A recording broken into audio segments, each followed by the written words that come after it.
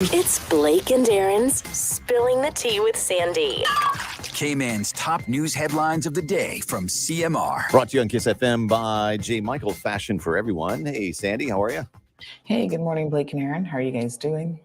Are good. Yeah, of course. Lots of interesting news today. Probably the biggest news of the day is the fact that sitting MP, Mr. McKeeva Bush, has been arrested and charged with indecent assault and rape. Wow. What? In a decades-old case dating back to, I think my source said 1999. Wow. So this is something new. We had reported on it before that they were investigating it, but they made the decision yesterday to, I guess before yesterday, but he appeared in court yesterday morning charged. Wow. Arrested and charged. And Yeah, he's been bailed. Pretty wild. He's been bailed. Yes, of course, he's been bailed. And then, and there's another case still pending, right? Well, the other case, he's already made a few court appearances for, and that he selected a jury trial for. So we will see how that goes. But yeah, I mean, it's just mind-boggling, to be honest. That's always a risk, a jury of your peers. I'm sure. Yeah, I think he's counting on he still has the popular vote in the sense that, you know, the people are with him sort of thing, I think is what, I think that's in terms of defense attorneys, I see, listen, not to say that if you're guilty, you're always going to go with the jury, but you have probably a better chance with the jury than a judge in most instances. Well, it depends on the evidence, to be honest. Yeah. I mean, Listen, jurors can be very unpredictable. And I think they tend to be, especially in sexual assault and rape cases, unfortunately, a lot of times they tend to be predictable for the defendant as opposed to the victim. That's so creepy. I've seen some stuff, Blake and Aaron, that have just blown my mind sitting in court. I'm like, did we listen to the same trial? Wow. And jurors let people walk. Yeah. So I think defense attorneys know that, and obviously they tell their clients that as well. So it is what it is, but we'll see. We will definitely be watching this carefully. It's an interesting case for many other reasons, which we can't really, unfortunately, get into. But off air, Blake, I'll give you a nugget. And another bizarre and interesting news that we broke both of these during yesterday morning's show in case anybody missed it. But there has been a sexual assault at the prison. Yeah, His Majesty's prison. Okay. And so a male inmate is alleging that another male inmate raped him in prison. wow. So the police were there all day yesterday investigating that and collecting evidence. And we initially heard that it was a juvenile. Thank God we've received confirmation that it is not a juvenile, because that was extremely concerning. But it's still nonetheless, you know, a horrific thing for anyone to have to endure, especially someone in custody. Well, there aren't juveniles there, are there? Well, that's debatable, because apparently there is a wing or facility with juveniles right next door. So I don't know how they're housed. And this is some of the questions that we do have, that hopefully they're not in any sort of direct contact with the regular general population. Yeah. And then more sad news. A man was found unresponsive yesterday evening around about 6:30 or so. Heard that as well. At Barefoot Beach in East End. And it looks like it's probably a suicide. That's sad. Yeah, very, very sad. So of course we want to remind people that, you know, there's help out there. If you need it, please reach out to someone. Yeah, big news day. Yeah, I know. Lots of sad news. But, one final one coming out of the U.S. If you travel to the U.S., this might be something to be on the lookout for. But they're recording their first 5 local cases of malaria, which is kind of crazy. But, you know, those nasty, pesky mosquitoes carry all sorts of diseases. But this is the first local cases in some 20 years that the U.S. has had. And, you know, malaria is a disease that's spread through the female mosquito, as most diseases are, because they're the only ones I think that bite you. Yeah. Right. So it's found in certain regions of the U.S. It tends to be extremely rare. And so scientists are warning people that this could mean that there could be, a malaria outbreak linked to warmer temperatures and stuff as well. So there are 4 cases in Florida and 1 in Texas. Thanks, climate change. Yeah. I right, know, trust me. Let's keep So that. those are some of your news headlines this morning. Let's keep pretending it's not happening. Yeah. And let's end on a bit of good news. Sure. Because I won't be on tomorrow morning. So just that is good FYI. news. Oh, No, I'm just why? kidding. Because you don't want to be around for my birthday? Tomorrow's your birthday. Well, guess what today is? Today is what? Today's CMR's birthday. Oh, we're really? we're 6 years old today. Oh, happy birthday. Happy Yeah. birthday. Yeah. It's our I'm 6th anniversary. 7. Just a baby. Yeah. I'll be. Just a baby. Yeah. That's so sweet. That's the good news, or the good news is Yeah, that's the good news. oh, Well, that's cool. so you're off tomorrow. All of 6. No, that we're 6 today. That's the good news. That's a big news. Yeah. But you are off tomorrow, is what you're saying. Yes, I am. Well, All right. you guys go and have a good birthday celebration. Yeah, enjoy your 4-day weekend, and we'll see you on Tuesday. Yeah. Awesome. All right, guys. All Have a right. good one. You too. bye-bye. Bye. Okay. Put up on Bobo 89.1 FM. right, We'll hang see her tight, folks. after the holiday weekend. Yeah. I love it. So many birthdays. All right. Let me just do one little thing. Looks like I've somehow managed to pull up my tab. Give me 1 second, good people.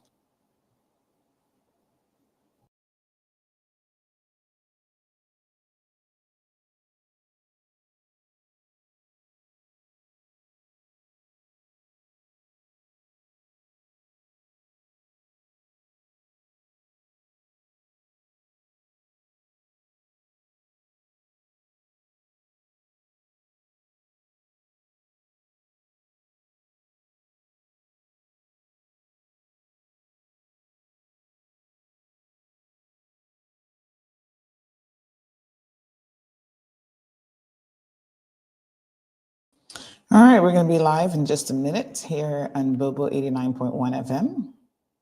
And then we are going to kick off the day. Yay. Let me send out my links to everybody.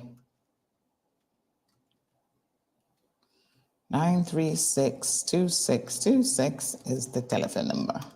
I always like to put that in there because I feel like sometimes people forget. Okay, honey chill. We got about 30 seconds remaining before I hit that intro video. Everybody's good this morning? I see you guys are up early. Woohoo. Morning. Good morning.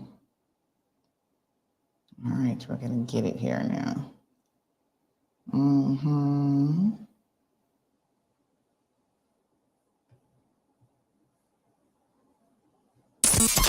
Bigger, better, bolder. The cold, hard truth is taking talk to the next level. Right here on Bobo 89.1 FM, Cayman's community radio. We are still spilling the tea. And committed to being part of the change that Cayman so desperately needs. Join Sandy Hill weekdays from 7:30 a.m. for Premier Access, Cayman Voices, Truthful Thursdays, and much more. Cayman's #1 talk show is now bigger, better, bolder, and more than talk. Getting results with hot topics, consumer reports, court exposés, and more. I've come to set the record straight. I've come to shine the light on you. Let me introduce myself. I am the cold, hard truth. Now, from the CMR studio in Grand Cayman, Live, direct. it's the cold, hard truth. Now, join the conversation on 345-936-2626. That number again is 345-936-2626.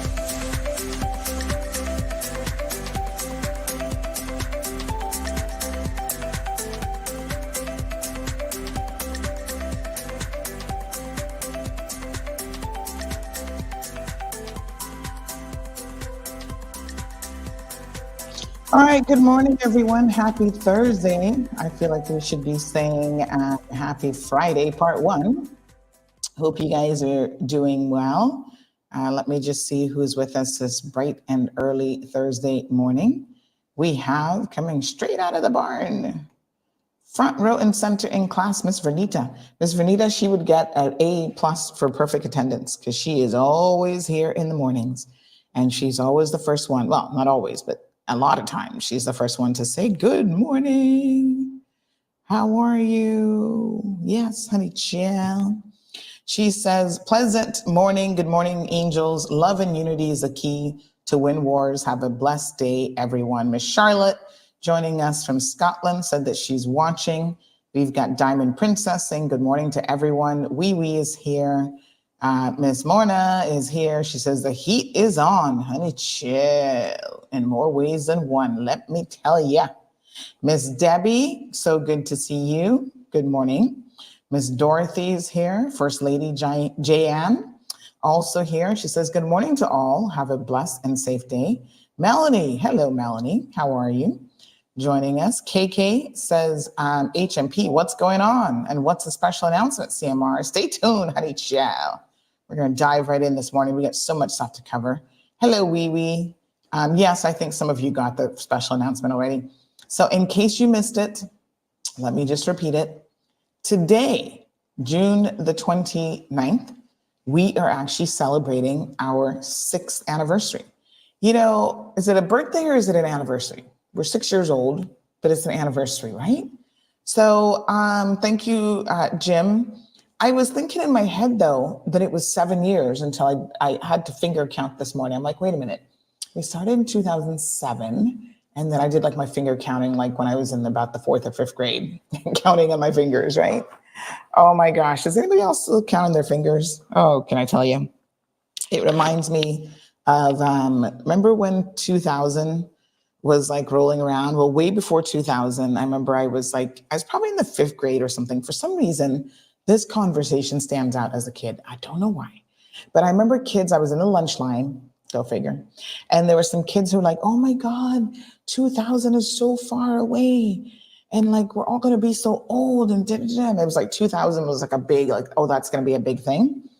And so I remember counting on my fingers, like whatever year that would have been like the 80s. And I was like counting my fingers. I ran out of fingers. You know, as a kid, when you run out of fingers, you're like, oh, that's a big number.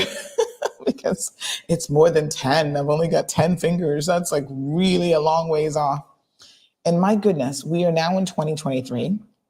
So the year 2000 came, and 23 years later, we're still feeling good. We're still feeling young and fresh. And we're not thinking that that was really that old in 2000, right?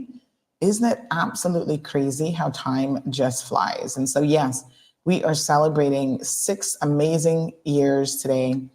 What a journey. Good morning to Miss Dorotha. It has been just an amazing journey. I never envisioned it, I must tell you. Not in a million years did I plan this or envision it. And yet here we are, right? On this roller coaster ride together. And honestly, I wouldn't have it any other way. So thank you all for your amazing support, first and foremost. I know in the early days, there was a lot of people who were like negative Nancy's. They're like, I don't know what Sandy's doing. I don't know what this is about. We're not feeling it. No. We got the compass. We got Cayman News Service. We got this one. We got that one. And I was like, listen, I'm not trying to emulate anybody, right? We're going to do our own thing. We're going to be different. We're going to just knock it out of the park. That was always the vision, really, is to be different. And, we move to different beat. Our drum is like, totally, completely different. We're not even in the same band. When you're in the same band together, at least you kind of mesh with the other players. We're like, nope, we're over here in the crazy side. Yes, some days we're crazy. And it is what it is. We just keep it moving, honey chia. Good morning, Miss Stephanie. Miss Morna says she loves the flag in the background, like it's blowing against the wind. Thank you so much. So I am getting to enjoy the vacation. Today is technically the last day of vacation.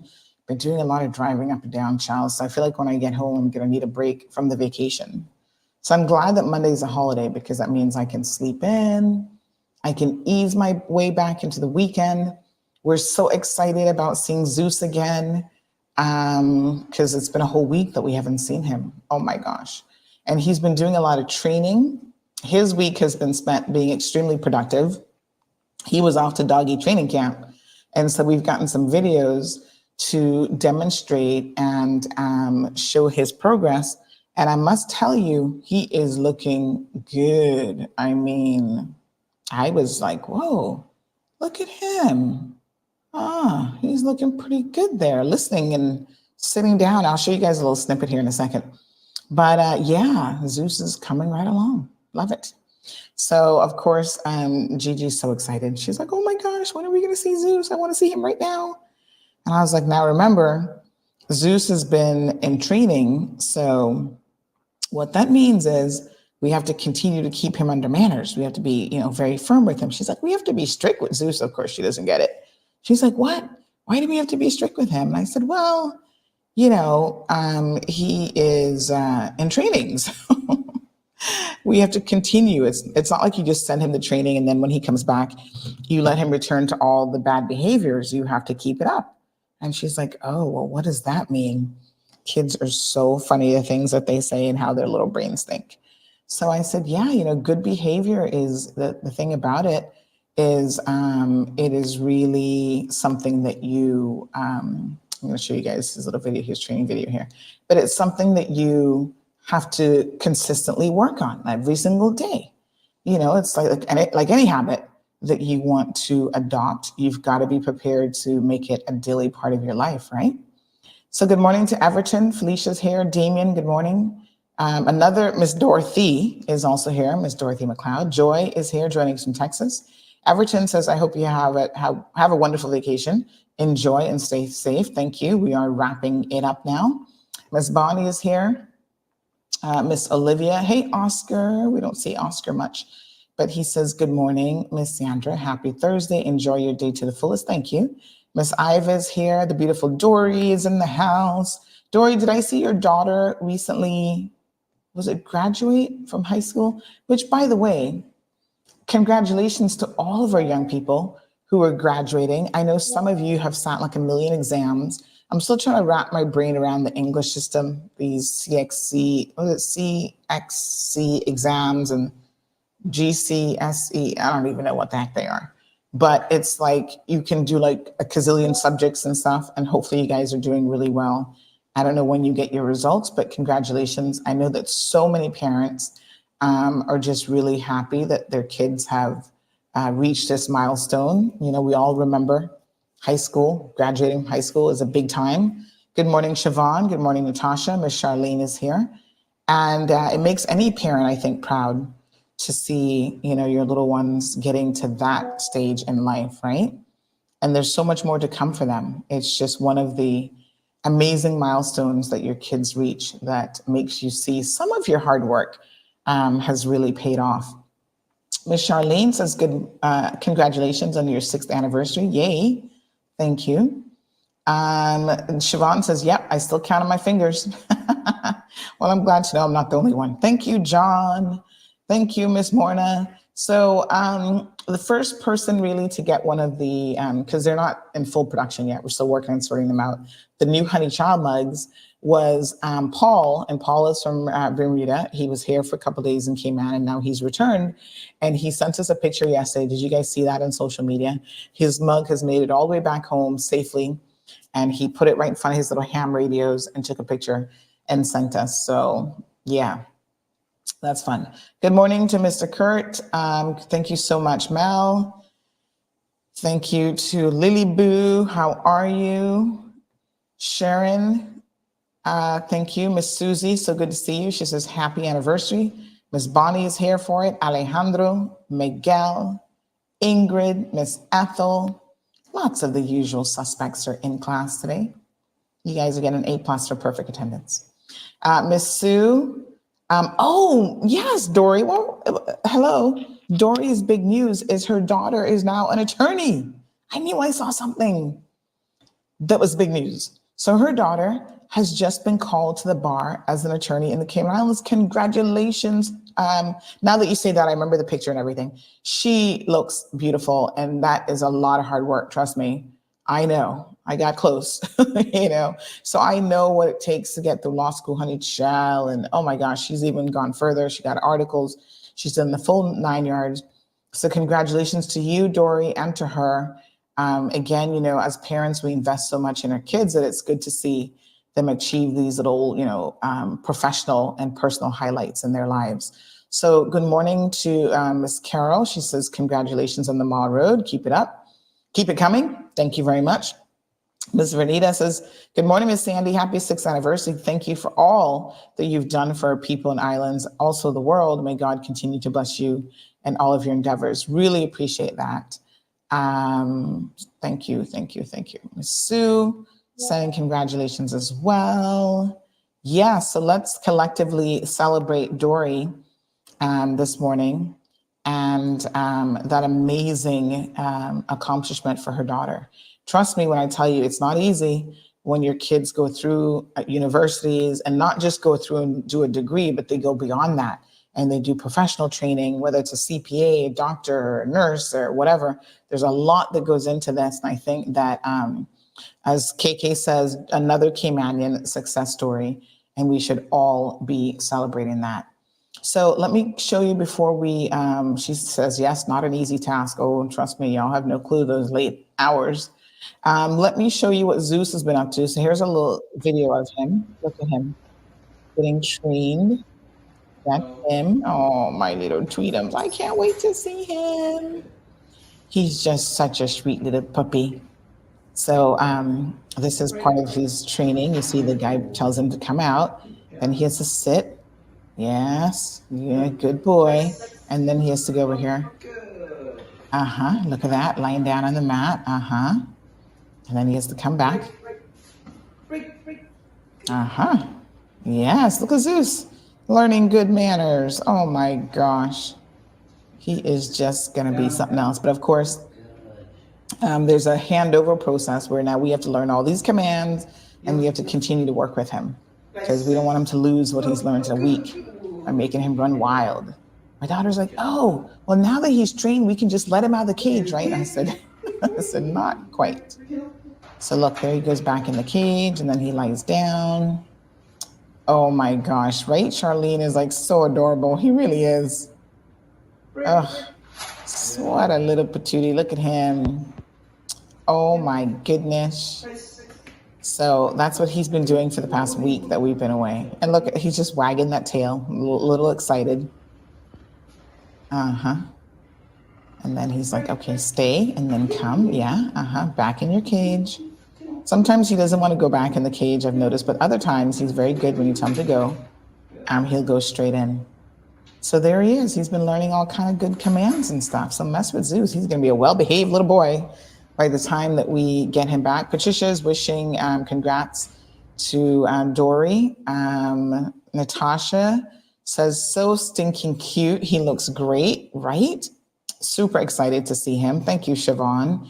But more important than being cute is that he's got good manners, because people can be cute and not be respectful and not have good manners. And I tell you what, as my Aunt Lottie always used to say, good manners will take you far in this world. So yes, and it's so hard when you have kids that are cute. I hate to say this, but when you have cute kids, you make them get away with, I think, a lot more. Now, every parent thinks their kids are cute, I believe. But I do think some of y'all are kind of like, the cuter they are, the more they tend to get away with. But you can't let that impact your training and your disciplining and those types of things, right? So stay focused, folks.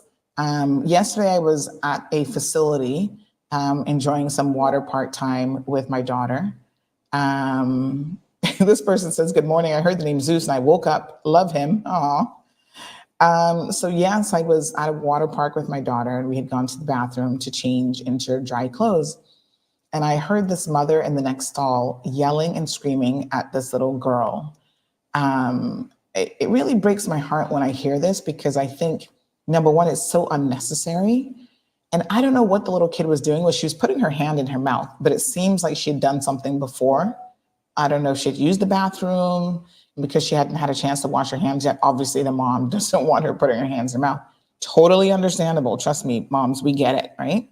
We've all had at least one, I feel like, epic diaper fail when these babies are in diapers. Whew, things just explode and things happen. And we had one episode, thank God it was only one, where the poop was everywhere in the playroom. It was smeared. Like, we left her for just a minute. And next thing I know, she had a bathroom thing. And this was as she was getting a little bit older. And she was smearing it everywhere. I was like, oh my God, what the heck is this? And of course, you just grab them and put them in the tub. You're like, no, no, no, no, no. But this mom was like yelling and screaming at this little baby. I mean, she's a toddler. She's walking. So I figure maybe she's like 18 months. I don't even think she's 2 yet. And she was screaming at her so much.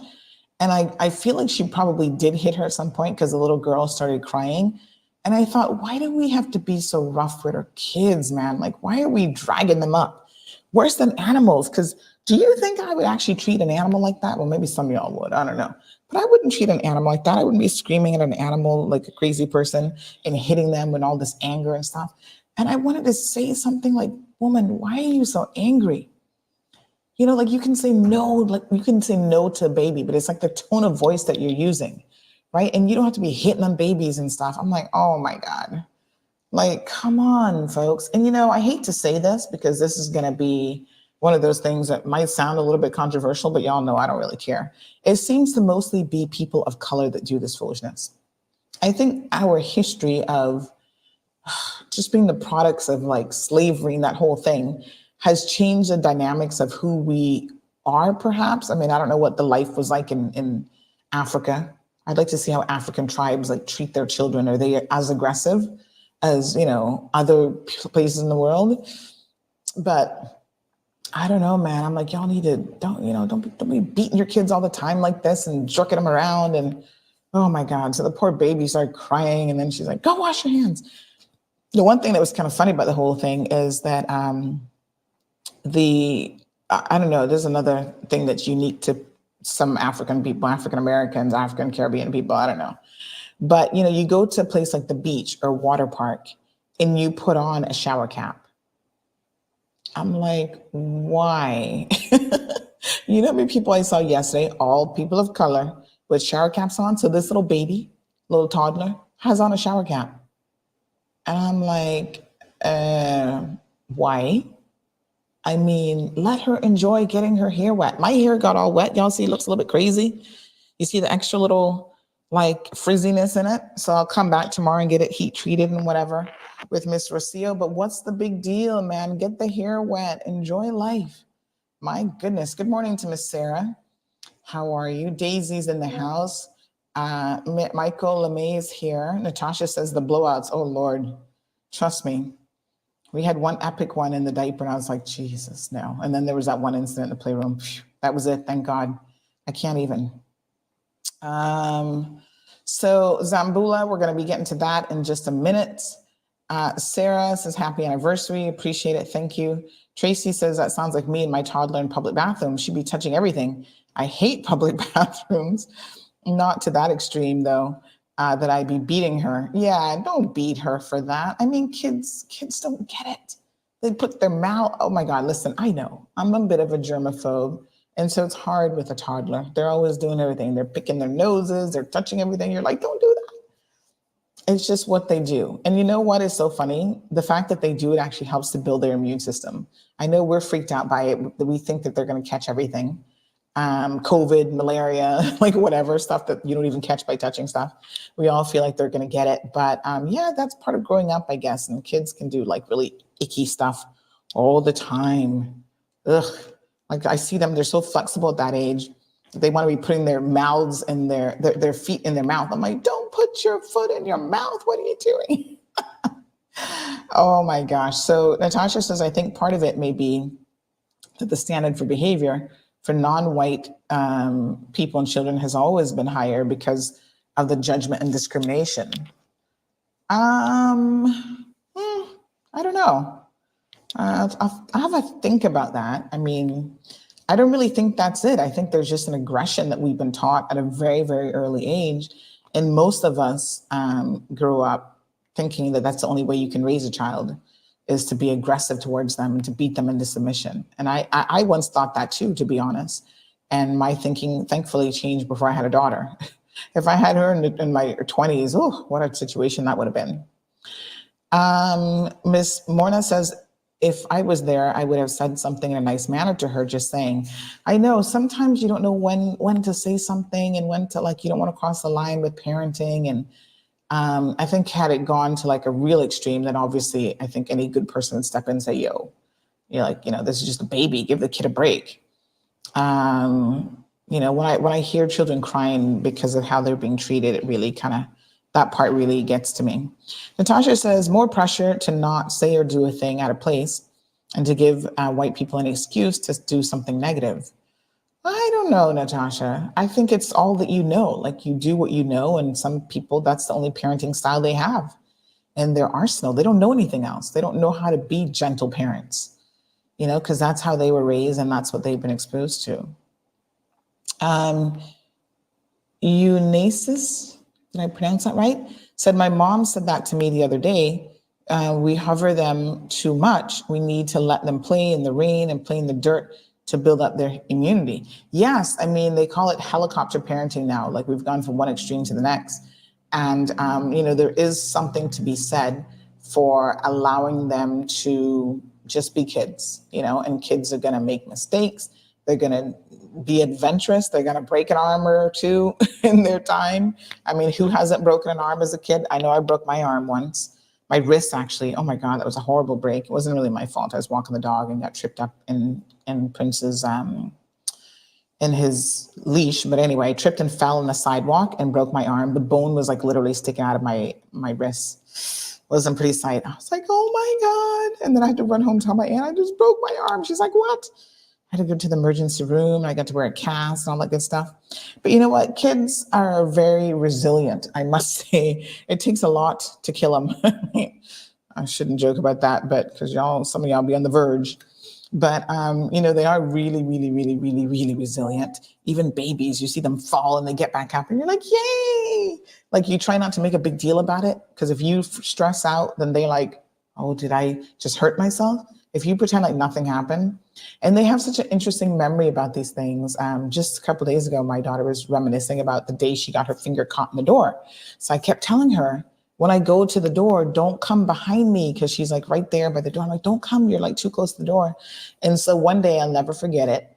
The census lady came, and this was a couple of years ago, and Gianna came behind me and she put her finger in the door thing. And when I went to close the door, her finger was right there. And oh my God, the scream, the bloody murder scream. I was like, oh my God, what did I do? And then you just grab them up and you're like, oh no, I had to run and get ice for it. And I was like, oh, it's okay. Caribbean people like to say hush, meaning like hush, like shh, like hush, And I was like, oh, it's gonna be okay. And then she's like, but her memory of it, obviously it was painful and traumatic, hence why she remembers it. But you know what her memory is? She's like, remember you gave me a popsicle afterwards? I'm like, yeah, there you go. She's remembering the reward that came with the finger in the door. Jim says many times than not, it's a product of how people are raised. It's up to adults to break the cycle. And I absolutely agree with that, Jim, 1,000%. Natasha says, I agree with you, but more along the lines of this is where they have, it may have stemmed from than just continued through the generations. I actually think, Natasha, if we were to be honest, it actually has stemmed from the days of slavery. When you see how horrific the institution of slavery was, how African Americans in particular were treated as not even good property, but as property, how there was, oh my God, it's just horrific what happened. Women were used just to produce babies because it was cheaper for them to have babies and to try to bring new slaves from Africa. So there was a whole farming thing, literally, where they were baby farms. And, women of childbearing age were forced to have children with men that they didn't know, and sometimes even with the slave master. And so a lot happened to them, a lot happened to their children, and there was a lot of abuses and stuff that have been passed on through our genetic code and from one generation to the next. We, as a people, have had a horrific history.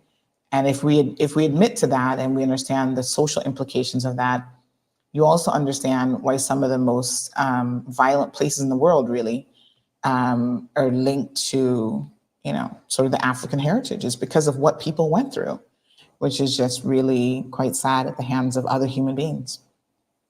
But we're not going to talk about that today. We're going to, so much to discuss. So where do we start? First of all, let's start with the McKeeva Bush case. My God. We announced it yesterday morning during the show that it was breaking news. And like I told you guys, at that point, we knew for sure he was arrested.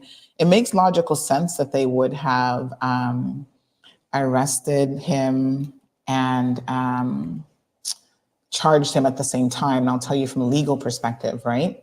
So the police in the UK and then under the English system have two options. They can arrest someone and then they continue their investigation and then they charge you at a later date. Most instances, they actually do that. So for example, they've arrested the second guy in the bank robbery. He's not yet been charged and they say their investigations are continuing. So they prepare a file, send it to the DPP's office. So they arrest you. Sometimes they don't have any real grounds on which they arrest you, believe it or not, right? They arrest you, they prepare the file, they collect evidence afterwards, they send it to the DPP's office. The DPP comes back with a ruling, and then the ruling at that stage says, yep, go ahead and charge or not charge. Then they charge you, and that's when you make your first court appearance. In some instances, they pull the two together, kind of like what the US only has, they don't arrest you and then charge you separate. There's only one process. When you're arrested, you're charged at the same, it's unified. Under the English system, it isn't unified. They're actually two very distinct and separate things, right? So I'm not surprised that with Mr. Bush, given who he is, that they wanted to have a ruling before even arresting him, because that's really what this is about. He's obviously an MP still. He's a sitting MP. He's been arrested now. This is what, the fourth or fifth time? So he's soon catch up with me, honey child. He's been arrested a couple times and, he's gone to court. He's got his one conviction. He's got another case pending and then this one. So I'm not really surprised that they decided to do it this particular way, right? And it means that he goes to court right away. They hand his lawyers. I don't know if he's still using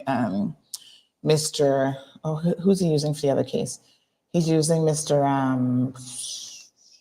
Brady, right? This Brady Senior, not Brady Junior.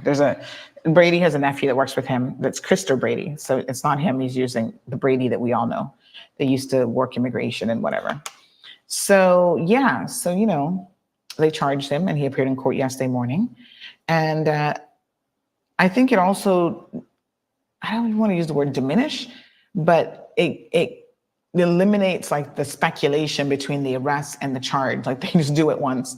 The community will get it over with, and then they start to move forward in terms of the process. So now he went to court. They would have had the file ready, hopefully. And now it is a matter of let's go to the next step. You're going to plead guilty, not guilty, and we go on from there. What are my thoughts about this? Well, Lord Jesus, I have a lot of thoughts.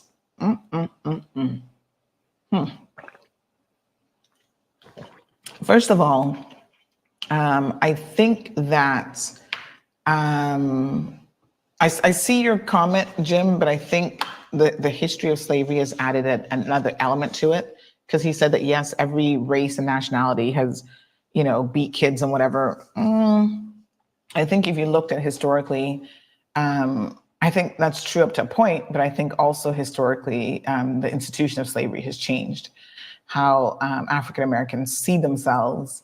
And remember that violence and trauma changes your DNA. That's not a question, that's a fact. And anything that changes your DNA, and I don't mean that in like, oh yeah, it might change your personality. I mean, no, it actually changes your what's the word? What's the smallest portion of your what the heck is it again? Whatever that part of your DNA is, that has actually changed because of traumatic events. The Jews also have been through it because of the Holocaust, right? So I'm not saying that it's unique to African Americans necessarily or African people, but the sustained history of it, right? The Jews went through the Holocaust, which lasted for a number of years. It was horrific. Millions of people died. But Africans went through it for there was 500 years of slavery. So I think the impact of it is very different. But anyway, I want to move away from that. That's a Owen, there we go. Hold on. Let me look at the words, see if I can get it right. Mitochondrial DNA. Thank you, Owen. Gosh, it was in my head. I just couldn't get it until I saw the word mitochondrial DNA. Yeah, there you go. But anyway, that's another discussion. And you know what? We need to bring some experts on and talk about that one day. You guys might find it interesting. Yes, Kevin's just saying that Dr. Micah Johnson spoke on the show about it before. He's an expert mental health professional. So we'll have another conversation on that. But listen, am I surprised that he's been charged? My understanding is that this is an incident that dates back to, I'm told, August of 1999. Hold on. Let me double check my sources now, honey chill.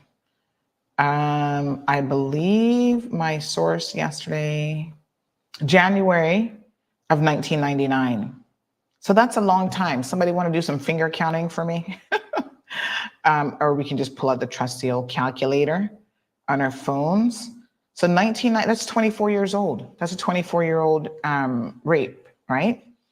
Now, how do I feel about this? Some people mess with me, oh, this is political. This is like the government going after him. I don't believe that for a minute. That doesn't even make any logical sense, okay? This government has no vetted interests. In fact, this makes them look extra stupid, if truth be known. This makes them look bad. I'm sure the premier is sitting there scratching his head like, my God. But what can he do? He can't remove him as an MP, first of all. Y'all have to understand that the people of West Bay have made it clear, even if it's just 5 people that he won by, or 12 people, or 20 people, or whatever, they've made it clear that they wanted to keep him in office over his opponent, who in the last election was Mr. Mario Ebanks, right? And so the people, you get what you get. You get what you continue to elect, right? And I understand the love for McKeeva. I understand that no matter what he does, he's like a Donald Trump. Like Donald Trump said, he can grab him by the you-know-what, and y'all gonna still be voting him in. He could kill a man, some of y'all would still vote him in. Some of you will find an excuse for people no matter what, because you like them, because they're likable. And I understand that from the perspective of human nature, but I also understand how incredibly, challenging and difficult that can be when people do things that are wrong. Like, you've got to be able to separate their likability factor from what it is that they're doing. But I get it. I know that that's hard to do. When you like someone, you're going to bat for them. Oh no, they're a great person. I'm like, Now, in this case, like I said, the theory of, the government is somehow behind this is ridiculous. That doesn't hold any water with me whatsoever. That's just stupid. The current premier had no choice because of the numbers, really, to work with Mr. Bush. After the last situation, he made a decision at that time that, okay, well, Mr. Bush screwed up himself, right? He's got to take accountability for his bad behavior at some point. And at the end of the day, it is really his fault why these things keep happening. No one else can blame anybody for the mess that McKeeva continually finds himself in, except for him, because this foolishness is completely avoidable. Just stay your behind home and don't touch nobody. It's as simple as that. I mean, I don't know how hard it is for McKeeva, but drinking seems to be his Achilles heel, under the guise of which he does a lot of bad things. Even those close to him, though, have reached out to me and said, Sandy, I heard the young lady, she told me her story. I'm dire ride with McKeeva, but I believe her. And I was like, wow. I mean, these are when I tell you supporters, these people have been in his corner. They know the man. They have spent countless hours with him over the past 30 years. And they say they actually believe her. Now, I don't know the ins and outs of the details. I do know who the young lady is. I heard a long time ago, in fact, who it was. We'll see what happens. We'll see what the evidence is. I think that, once again, the premier doesn't have any power to remove him as an MP. Nobody has the power to do that, as far as I know, except the people who voted him in. So could it be a situation where a by-election might be forced if he's found guilty? Maybe. I mean, that's if he's found guilty and he's actually going to jail. So I think that a couple things come to mind about this situation in particular. I feel, despite what I think of the DPP's office, and y'all know, I don't always have confidence in them from my own personal experiences, right?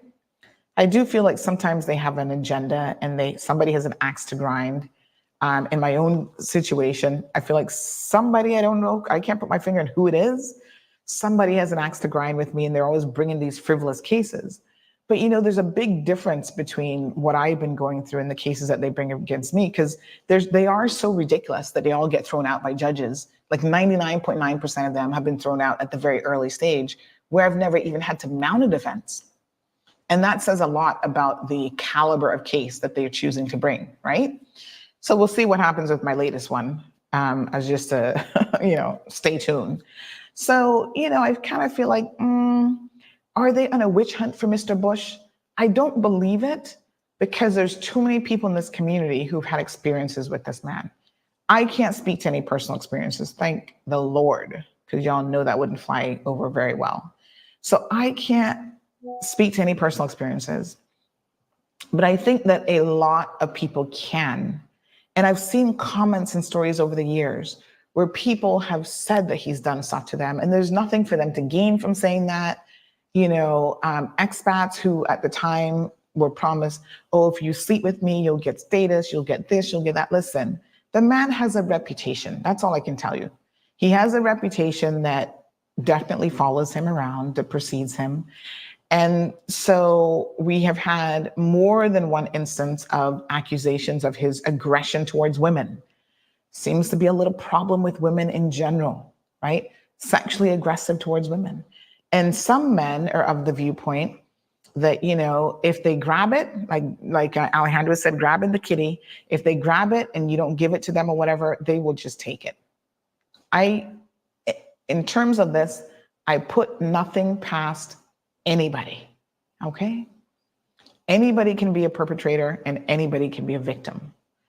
And so I caution people who are like, oh, but this case is 24 years old. Why did she wait to come forward? I really hate that question when people ask that question, because the countless sexual assault, rape victims that I've spoken to over the years, many of them never come forward. Many of them will never get to this stage where they can go to the police, they can file a report, and they can move the process criminally forward. Others, there's a young man who alleges sexual abuse at the hands of someone connected to one of her MPs, very, very closely connected. And the brother would have been somehow complacent in it, helping to give these kids alcohol and plying them with liquor and taking photos and all this kind of stuff. When this young man decided, he went abroad, came back, sometimes people have to go through years of therapy. He came back and decided to contact the police to pursue criminal charges. And he was told at that stage for his situation that it was too late. And the thing is, I don't think that necessarily it was too late. I think it was more a question of what evidence do you have? Because now it's just your word against theirs. And in a lot of cases, that just isn't enough. Like I said, especially with jury trials. And the court also a judge will look for some form of corroborating evidence, even when it comes to child abuse, right? Like, did somebody else see something? Is there physical trauma to the child that can point to, yes, this child has had, some sort of sexual contact? The child's memory about different locations and different events. And so, listen, this lady is obviously an adult. She's got children of her own. I do not know, and I can't speak to why she would have waited 24 years, but I think that there's a lot that has changed that could explain it. She has lived overseas. She's now back in the jurisdiction. Maybe her exposure to having lived overseas has given her courage, because she's been removed from the individual. She's been removed from the political arena. He is a powerful man. And there are a lot of people who are afraid of Mr. Bush and afraid of definitely going to the police about him. So that would not be anything unusual. Even the other women in the other case, I can tell you that the fear factor for them is definitely there. And women need to have, women and men need to be in a supportive environment when they decide to come forward about stuff like this. Because the victim will invariably be put through the ringer. You know, I already have people saying, oh, well, I know her and oh my God, you wouldn't want to be friends with her. She's not a good person. I'm like, what does that have to do with anything? I'm like, whether I would want to be friends with her or not, whether she's a good person or not, you know, any of that stuff, like, how does that matter to the allegations, right? Somebody can be a horrible person and still be a rape victim. So I think as a community, we have a long ways to go in understanding sexual assault, indecent assault, rape, and so on. And, you know, when we start to look at victims in this way, like, oh, let's look at her, you know, what kind of person is she? What does she wear? What does she look like? What's her attitude? Well, I don't like her personality, so therefore he didn't rape her. I'm like, what? That doesn't even make any sense, right? I wasn't there, and I don't know what happened. I will wait to see the evidence in court. But do I believe that the allegations could be true? Yes. They're not outside the realm of possibility, because of Mr. Bush and his own personality and the things that he have done in the past and quite frankly gotten away with. So, you know, it is what it is. If you have acquired, what is that quote about eventually something becomes your character? You know, it starts with your thoughts. Your thoughts become your words. Oh my gosh, what is this one? This is such, but eventually it becomes your character and eventually it becomes your destiny, right? So you do something long enough. So it says your belief becomes your thoughts become your words become your actions become your habits become your values, and your values become your destiny. We know his habits, the drinking and the touching and all this kind of stuff towards women, right? Is that his value system? Well, it seems to me that it very well could be, and it's probably going to end up being his destiny at the end of the day. Regardless of what this man has accomplished politically and all the good that he has done, what we now know for certainty is that his reputation has been tarnished beyond belief. ABC News, Reuters has already picked up the story. AP Wire has already picked up the story. I mean, my God, it's such a disgrace for us as a people to have to be going through this. And I have to be quite honest with you, if I were Mr. Bush, I would voluntarily step down. But is he going to do that? No. He is the most defiant person in the world. He will steadfast, whether he's right or wrong or whatever, he will not be moved. Only God can move him. And I keep warning y'all, sometimes you don't test God because God will move you. You know what I'm saying? But, you know, we'll see where this case goes. It's obviously very interesting. It's a very serious allegation. It's not just indecent assault, because indecent assault can be anything from touching to, you know, grabbing somebody by the kitty and all this kind of stuff. Rape, folks, rape is a very, very serious allegation. And rape, if you're convicted, can send you to jail for 10 plus years. Okay? So this is shocking. We'll hear the details, but I do feel, and I want to make this very, very clear, I don't believe, despite what my personal feelings are about the DPP's office, I don't think they're stupid. I think this file would have been, when you're dealing with someone like a McKeeva Bush, you investigate, you give it to the head of the DPP's office, you have him make the ruling. You know, it's not like my case where anybody in the DPP's office can make a ruling because they like don't care, like, whatever. It's just Sandy. This is a sitting MP. This is a former premier of this country. This is a former leader of government business, right? The person who would have signed off on this file and reviewed this file would have been Mr., I don't even know what his name is, whoever the head of the DPP's office is now. And so in my mind, there has to be something more than he said, she said, in order for this to progress to charges. They've got to be some smoking gun that they got, honey child. And I don't know what the smoking gun is. I don't know if it's an apology letter.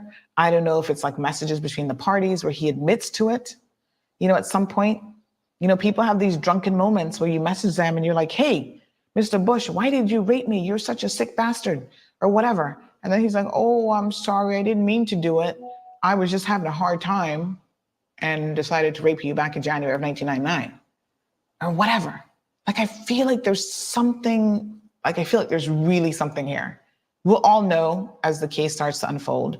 Of course, we know Mr. Bush is going to plead not guilty. I don't expect anything different from him, to be quite honest. And I also don't expect that I suspect he will do a jury trial again, and he's going to prolong this process for as long as possible. They will undoubtedly come for the alleged victim. They will attack her, and she has to prepare herself for that as well, just like they did with the last lady with the assault case. You know, her reputation came under attack. Oh, she was anti-Caymanian. She was stealing money. I mean, I heard so many different things about that poor woman. And I said, even if all of that was true, let's just assume that it's true for the sake of argument.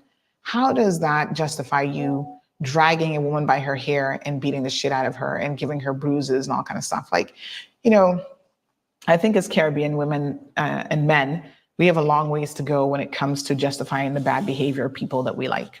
Trust me.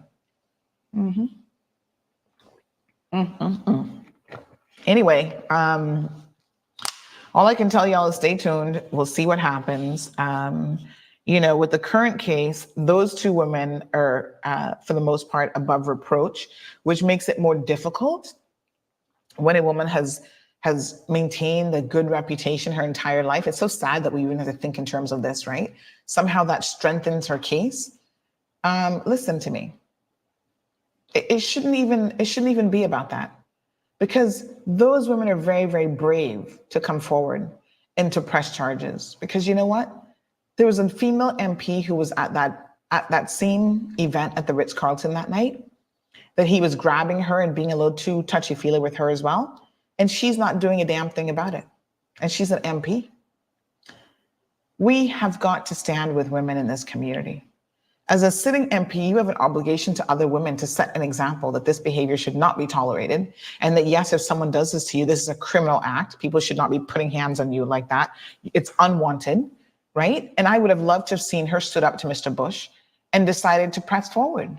Instead, especially women of a particular age, over 50, they all seem to be like, oh, well, you know, that's just how he is. Yeah, he can bite me in the boob, and oh God, that's just how he is, you know. Yeah, he got a problem. Y'all gotta talk about it over dinner, drinks, and whatever, but you're not gonna take the next step to actually say, Mr. Bush, you need to stop this, and this is a criminal act, and I'm gonna work with the police and prosecute you. So it's one of the reasons why he's gotten away with it for so long. So it's really, really egregious. There were other women there, other civil servants there that he was getting touchy-feely with. None of them had the balls, really, the testicular fortitude to pursue this. Only 2 women did, and 2 women were not the only ones who were victimized that night.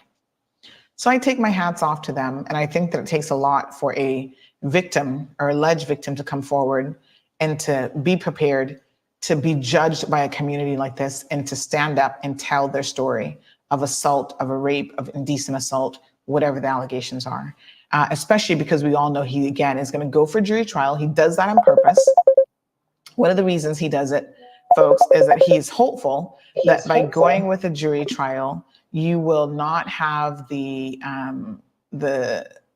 strength to face those people and to go through it. All I can tell you is, if he did this to you and if you are a victim, please, the community will support you. Some people may not, but you have got to stand by your truth and let this go through the system and tell your story.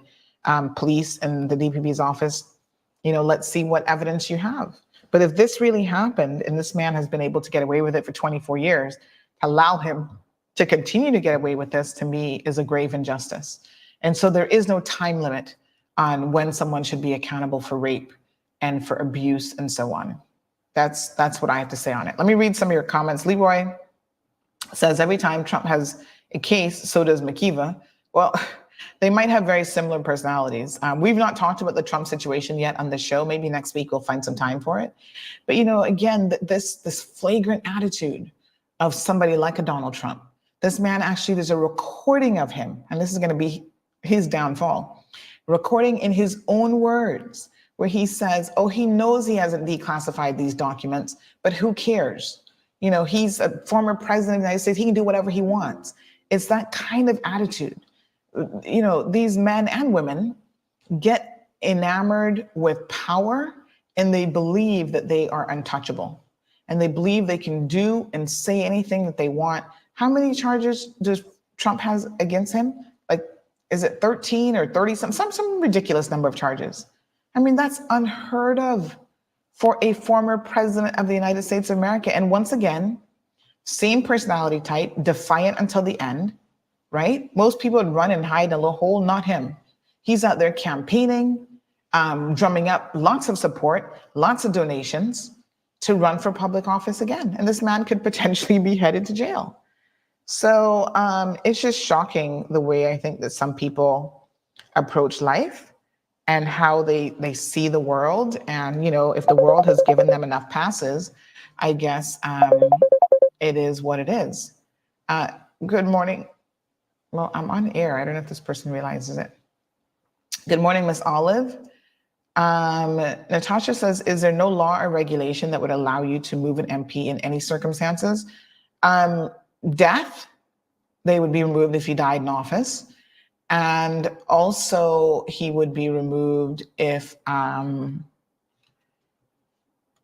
he, oh, this person says, good morning. The wicked thing, Mr. Bush, do give people status who never come to Cayman. They should lock him and hide the keys. Well, I mean, yes, but that's not part of these allegations.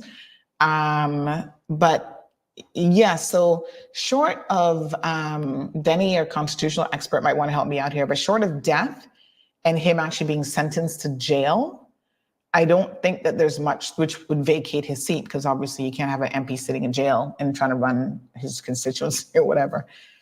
So I don't think there's much else that could trigger removing him from office.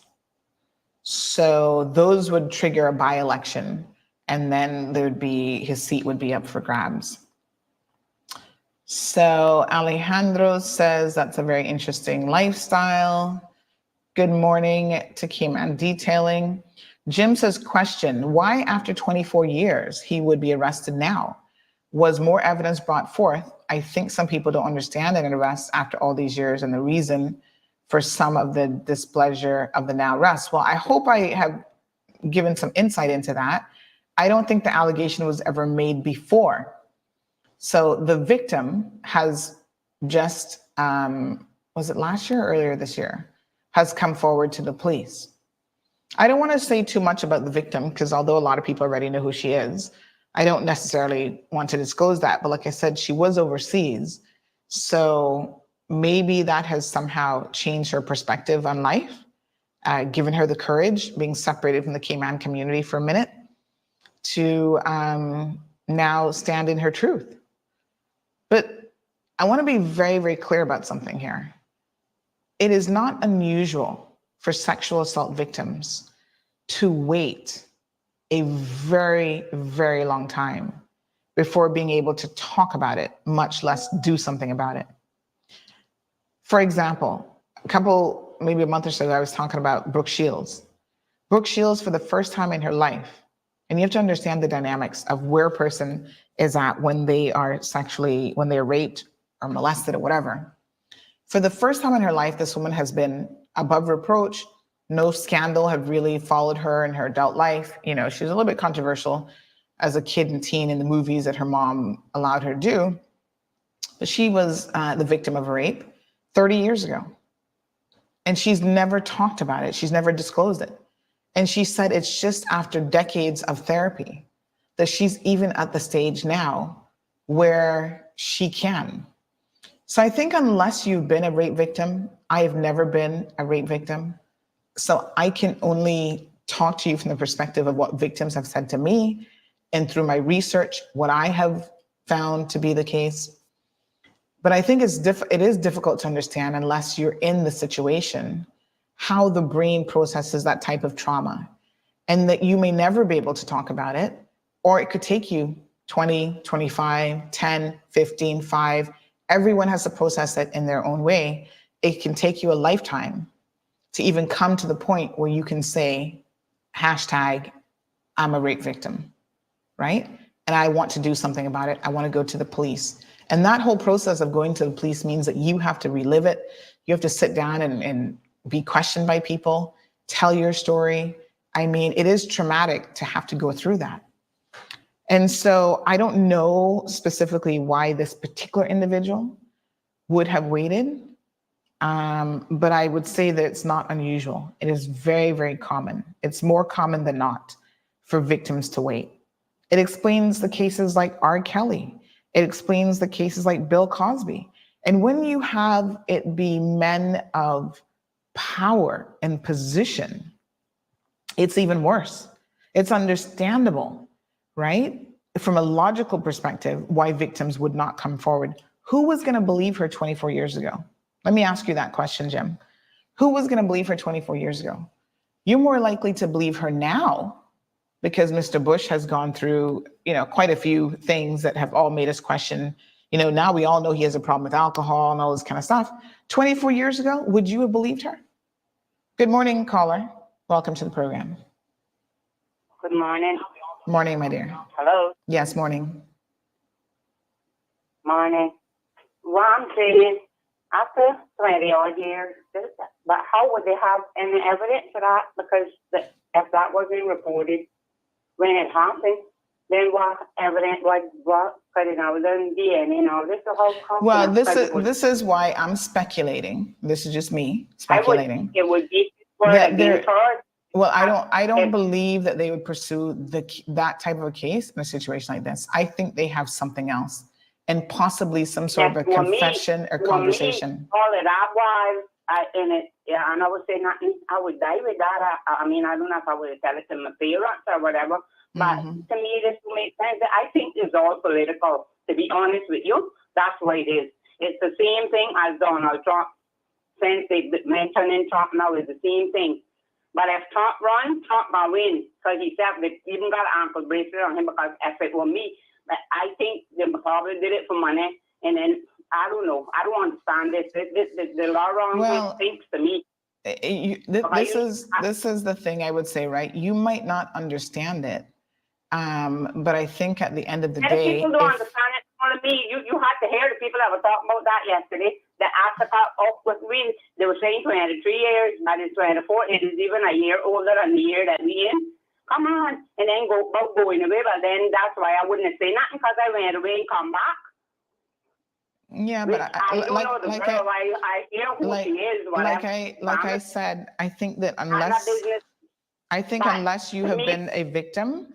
And this is where we need to have more conversations with victims, because I've even had victims say to me, right? There's a young lady here, she's actually Canadian, but she works in a government position. She has said to me that as a child, she was sexually molested by a family friend. And she can never bring herself. I would have thought about it. I wouldn't wait till all of this time because but everybody's different. And I think unless you've been through it. For different folks, but I think it is a lie. I don't think it is true. I don't believe it. Only God could come down and tell me it's true. Well, that's unfortunate. I think that's unfortunate because McKeeva's behavior has demonstrated that he's capable. Yeah, but not because dog suck egg once you got to give him the leash. He can do something. It's not once. But is it negative things before? But is it? No. But hold on, caller. Is this a one-off situation with McKeeva Bush being disrespectful towards women and grabbing women? So then why would you not think it's possible? You realize nobody is perfect. We're all No. This isn't about perfection. You just said if somebody suck egg once, whatever. This is a habitual thing with this man. This isn't a one-off situation. Yeah. So if you were to just believe it or not based on and I to mind, whatever. We all think different. We both Leos, but we think different. Yeah, for sure. And I mean, I try to think about things. Thank you, caller. I appreciate your comments. I try to think about things from a logical perspective, even using the same thing that the caller said, like look at the person's record, right? Look at the person's behavior. And this isn't a one-off situation. This isn't the first time that this type of allegation has been made. I mean, formally, yes. But if you listen to the streets, you hear young boys talk about being offered money for sexual favors and to do this and do that. If y'all are so connected to what happens in this community, you've heard these stories before, and this shouldn't be surprising to you, right? So on that basis alone, if you're going to use the theory of, well, the person's habitual behavior, this fits right in with his habitual behavior. And there are people, like I said, who are very, very, very, very close to Mr. Bush in his inner circle that I spoke to just yesterday. And those people said to me, those y'all talking about, you're not even in his inner circle. You haven't seen some of the stuff that Mr. Bush has been up to over the years, right? So you don't know what you don't know. Don't defend people because you don't know what you don't know. These people have traveled with Mr. Bush. They've seen him at his worst when he's slopping, he's drunk, and they're trying to pull him out of a situation to prevent more charges coming. They said, Sandy, they have spoken to the victim. They've heard the story and they said, believe me, I believe her. And to me, that really struck a chord because these people know Mr. Bush like the back of their hand. I don't know Mr. Bush like that. I'm not out in these streets with him. I've never sat down and even really broken bread with Mr. Bush. I've never had a drink with him. I'm not in nowhere near that circle. But there are people who spent the better half of 30 years since he's been in political office, batting for this man and being there for him.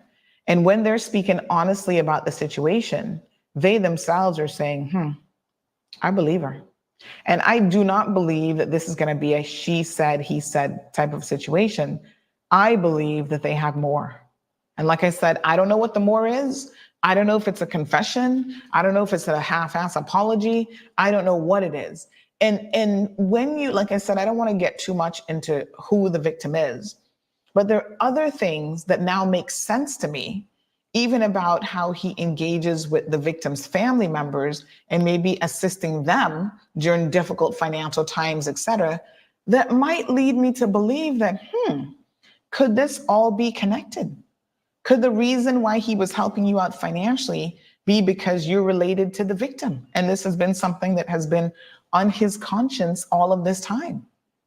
I mean, if he has a conscience. So I don't know. We try to make sense of it, and we'll make more sense of it once the trial starts. But I would say to you all, don't be so quick to judge people just because they have waited. It takes a lot, to come forward. And to say that you would go to your grave with this since you've kept it this long, that's because you've never been raped. You don't know the psychological damage that something like that does. And every rape victim is different. Some rape victims, like the one in the Renato case, right?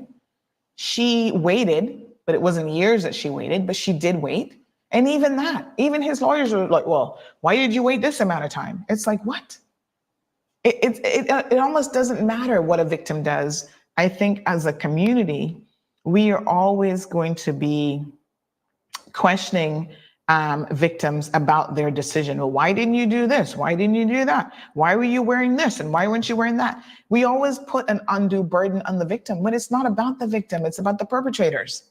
And to me, this is, as someone who continues to fight for, especially children, but just victims in general of sexual abuse and molestation and rape, this is one of the biggest things, the concept of victim blaming. And we don't even get how sometimes these questions are a form of victim blaming, right? It's a thing, and I think we need to educate ourselves more. We need to have more open and frank conversations.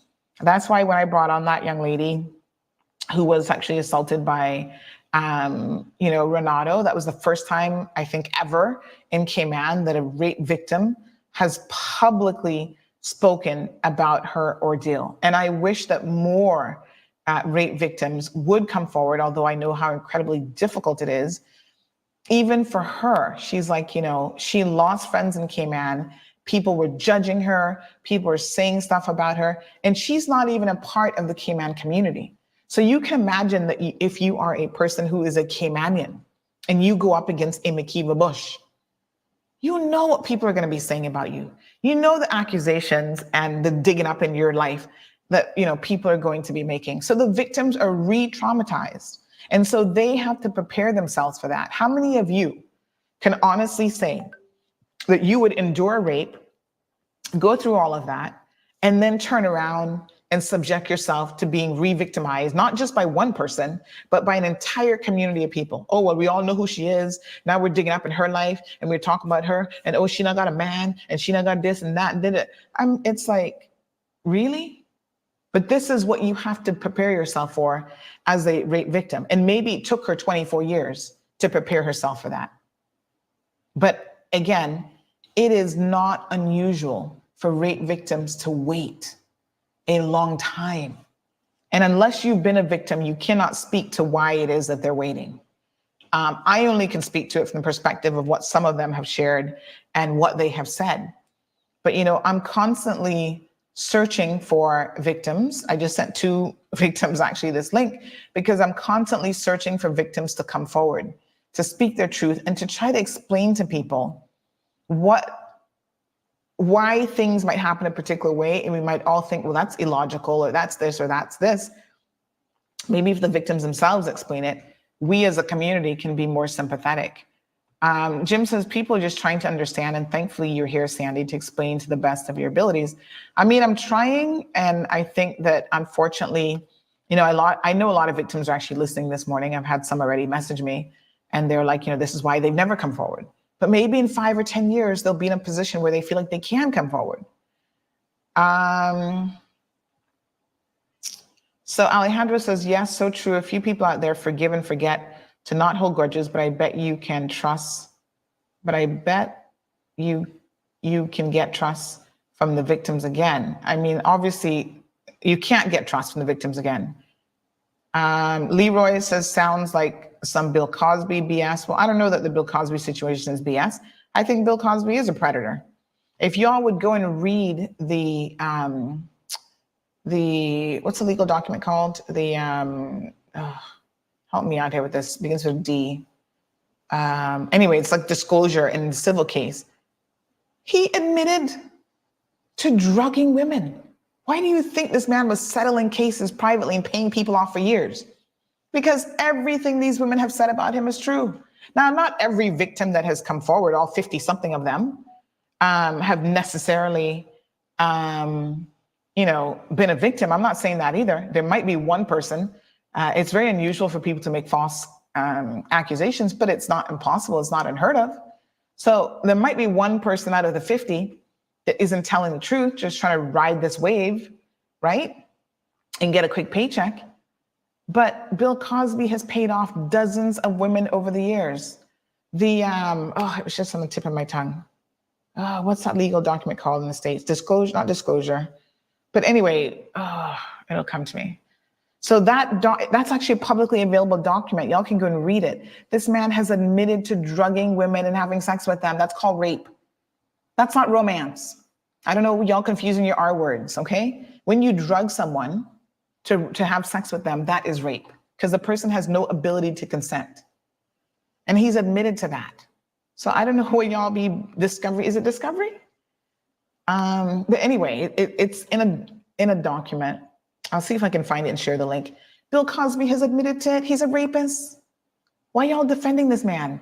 Oh, I know why. Because he's likable. Once again, America's dad, and so because he's likable and he's a jokester and whatever, this excuses his bad behavior. No, it doesn't. He's still a rapist. Rapists can be likable people. They can be comedians. They can be pastors in your church. That otherwise, for the fact that they're rapists or child molester, they're okay people. But that does not change the fact that he's a rapist. So, I don't know. Y'all just be defending some foolishness that I can't even understand. This person says, this call is very ignorant and is part of the problem. They like the status grants and gifts. Let me just see here.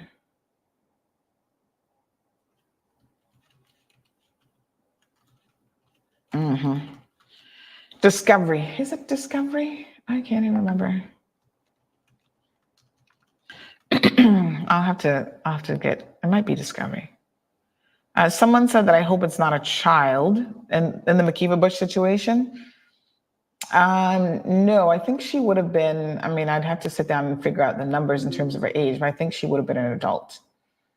So someone says a leopard cannot change its stripes is a traditional saying that refers to a person's bad personality or character that cannot be changed, even if that person pretends to change. The given saying a leopard cannot change its spots was derived from the Old Testament of the Bible. Hey, Miss Sandy, don't mention my name, but I was just told, I was just told they heard someone, okay, so that's coming up. Yep, that happened last night. Okay, I was trying to make sense of that one.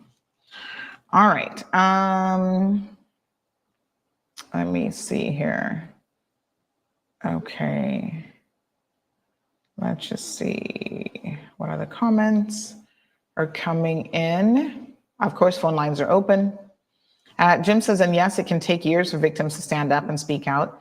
And then there's some that never do. And sometimes your subconscious buries pain and comes up due to a trigger. And that's something else. I'm glad you said that, Jim, because we assume that the entire time the victim has been processing the situation, right? And that may or may not be the case.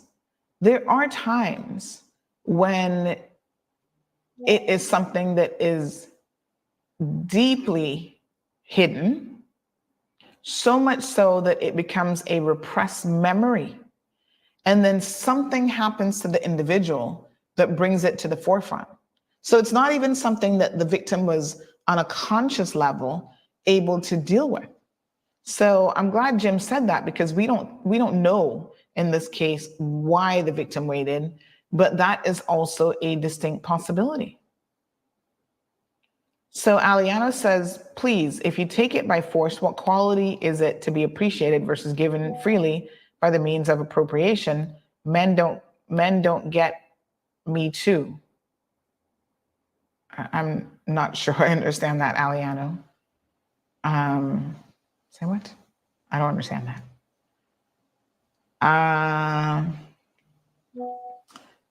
Aliano is saying that rape victims should not go to the police first. Best check a doctor and allow that doctor to call a report.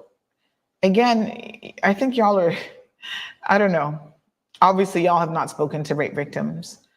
The first thing normally that a rape victim wants to do is to wash off the filthiness of what has just happened to them. And it's unfortunate because a lot of times that will destroy evidence if there is any. Back in those days, 24 years ago, DNA evidence was probably still very much in its infancy. I think it was somewhat around, but what evidence would there have been? And there's not always as much physical evidence that you think that a rape has occurred. And that doesn't mean that a rape hasn't occurred. Yeah, but I mean, you guys are thinking, I think, in a different way than a victim would think. Once it's happened to you, you're not thinking, oh yes, well, let me call my doctor right now, make an appointment. And most women are just in the shower on the floor crying and trying to wash off the dirtiness of some filthy old bastard that just raped them in a drunken stupor moment and whatever. So I don't know. Miss Morna, come on now. Are you serious? She says the fridge you got the first time not working now. Maybe that was a second-hand fridge. Laughing out loud, just saying. Miss Morna, let me tell you something. Please don't say things like that on this show, because that is so disrespectful. Miss Morna, as a mother who yourself has had to deal with someone victimizing one of your loved ones, I'm very, very shocked and surprised that you would say something like that. That's disappointing. That is heartbreaking and disappointing. This is whatever it is that you guys might think about the victim, where the truth lies. This isn't something to joke about in any way, shape, or form. And I would really implore y'all to think about if this was your family member, if this was you, or if this was your loved one. That is not even funny. That's absolutely disgusting. I mean, really? Ms. Carla says exactly, Sandy. Some of us have never told anyone.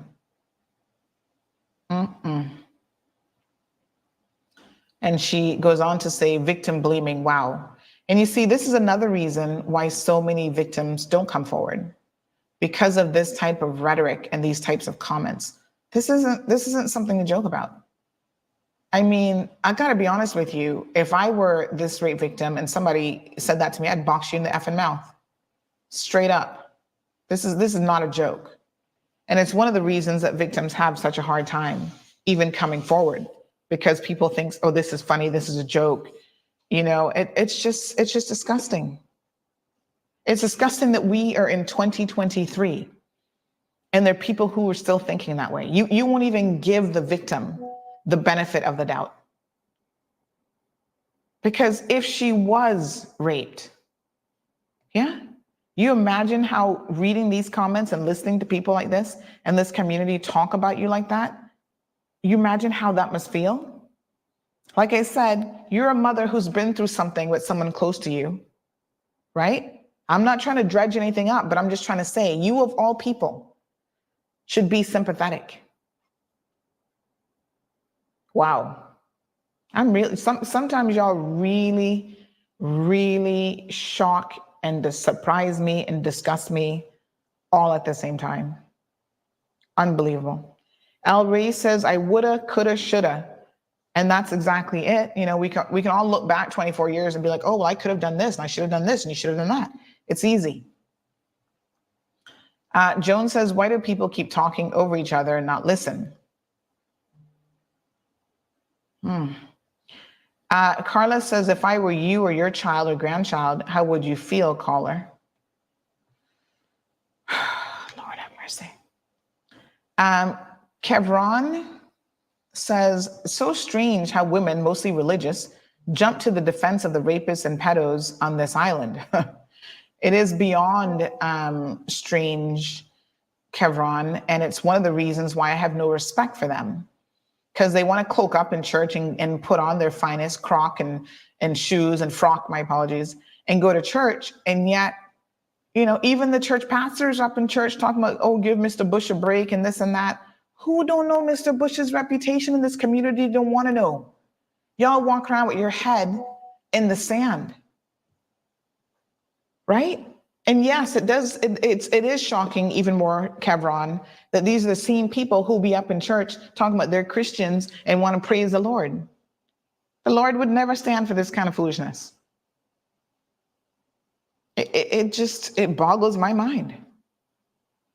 Moya says it is very understandable that it took the victim this long. Back then, parents were not very good with educating their children on sexual predators, molestation, or rape. Even now, Moya, even now, we live in communities where as a victim, you're better off remaining silent, is what a lot of victims, you know, believe. And it's just ridiculous.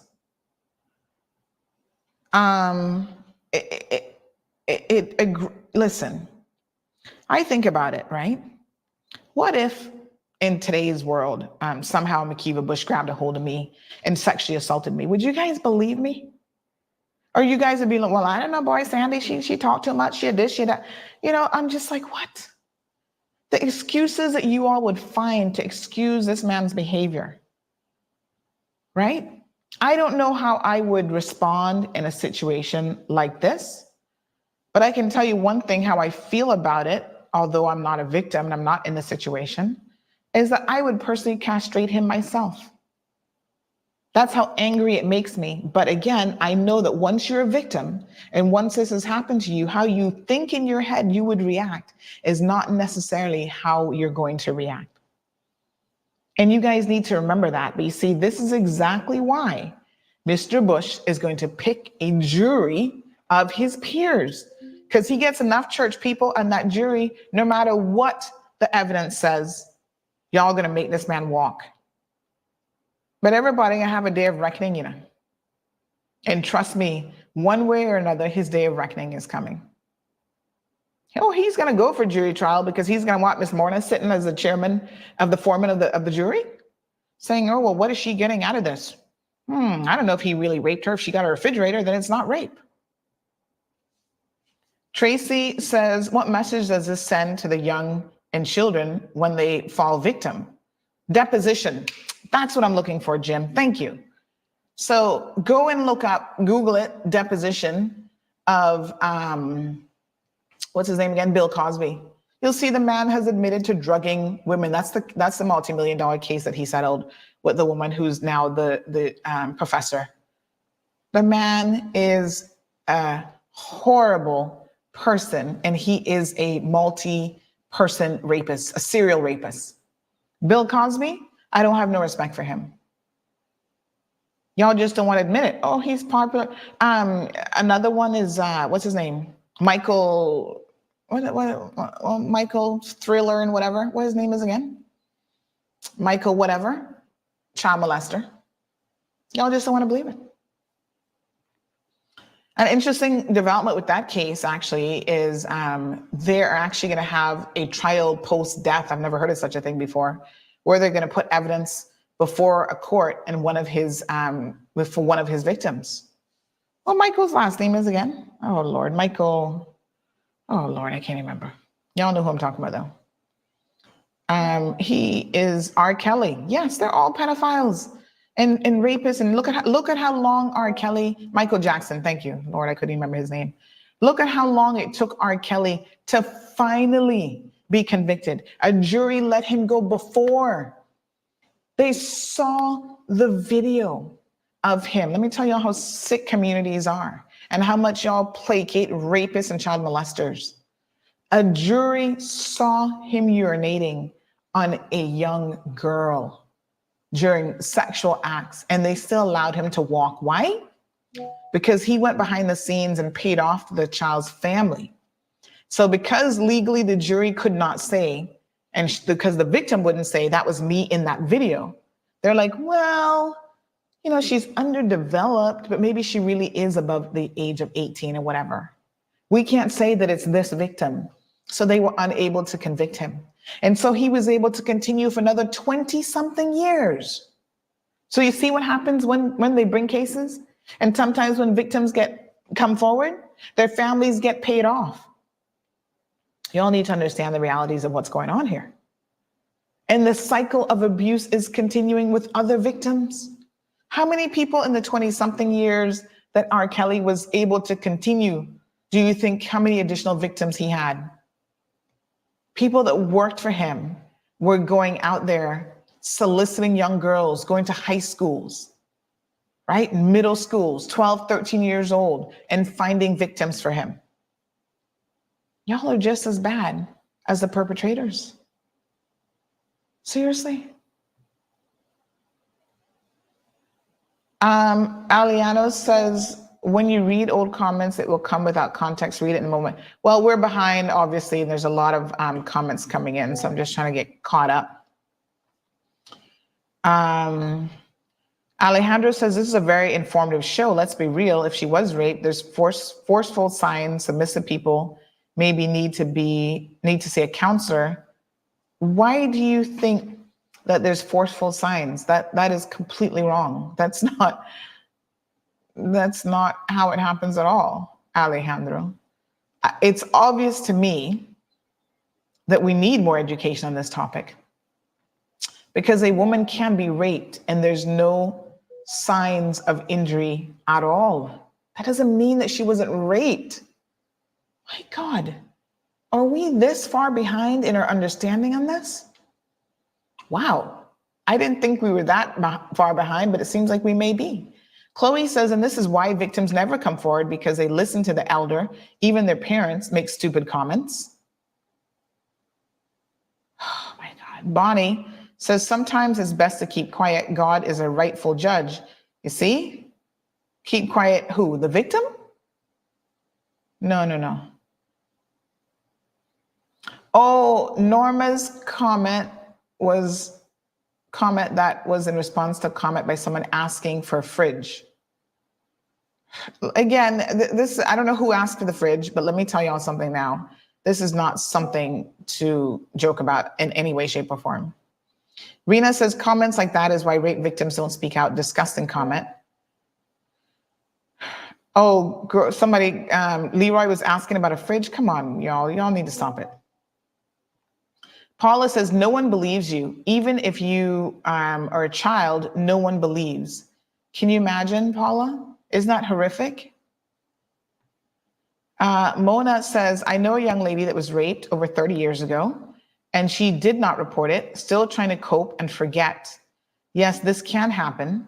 People can take years to come public. And like I said, most of them never do.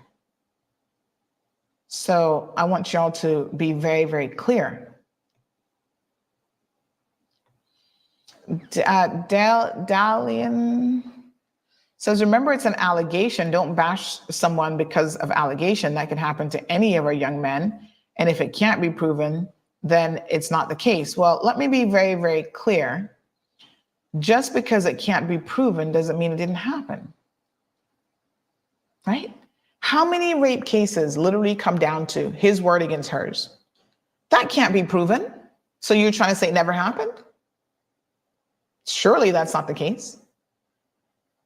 It is unusual when nobody else is there, and there doesn't have to be physical trauma to the victim. It is unusual for you to have independent corroborating evidence. How many circumstances can you think of where somebody was raped? And how are you going to prove it? It does come down to the victim's word. And you think because the victim says it happened and he said it didn't happen, and you don't have any independent evidence of that, that automatically the victim is the one who's lying? When in the grand scheme of things, thank you, Ms. Morna, for clarifying this, because Leroy, don't be joking on this show about this. That's nothing to joke about. And this isn't about hating on men. This is about some men have always felt like they can do whatever they want and there will be no consequences for their actions. Like I said, we will all still sit back and we will see what the evidence is, what the prosecution has, and we will certainly make a decision then. What I'm saying at this early stage is it possible? Yes. It's not outside the realm of possibility, not at all.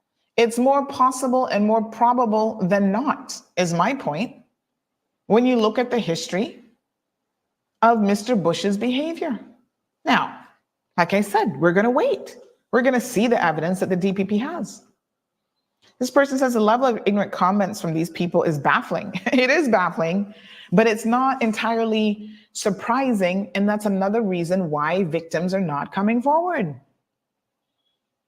We have a long ways to go, even more than other communities and cultures when it comes to this topic.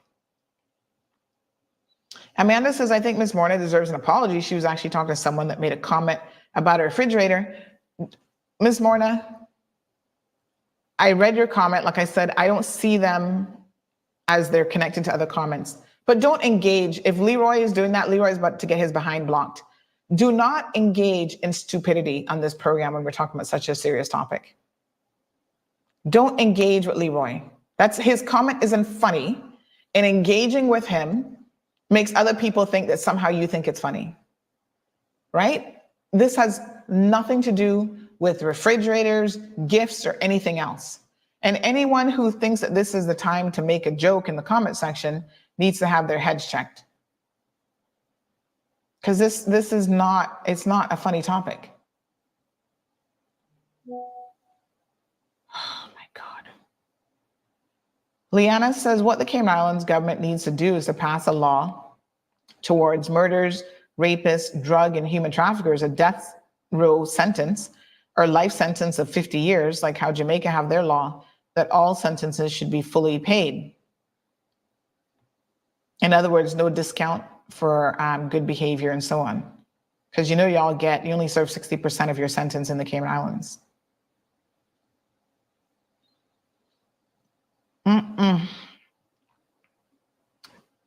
Rosedale says money talks, Sandy.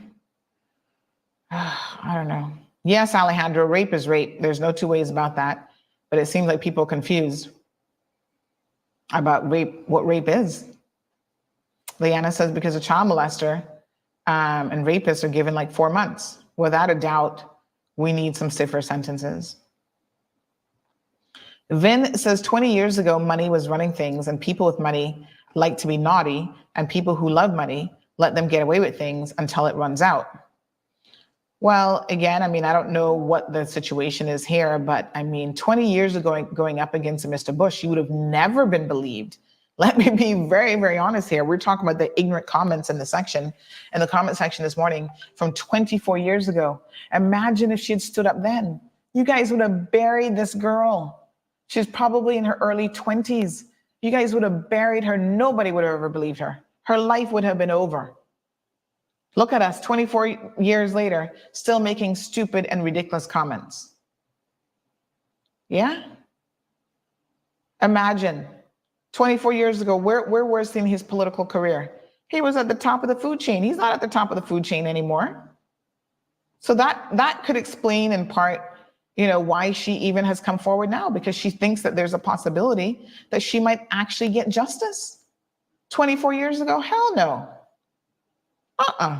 Y'all would have been like, oh, Leroy has apologized. Leroy, I will accept your apology. Just don't make it happen again. Y'all need to be very, very clear. There's certain topics that when I talk about, I don't joke about them. I don't think they're funny.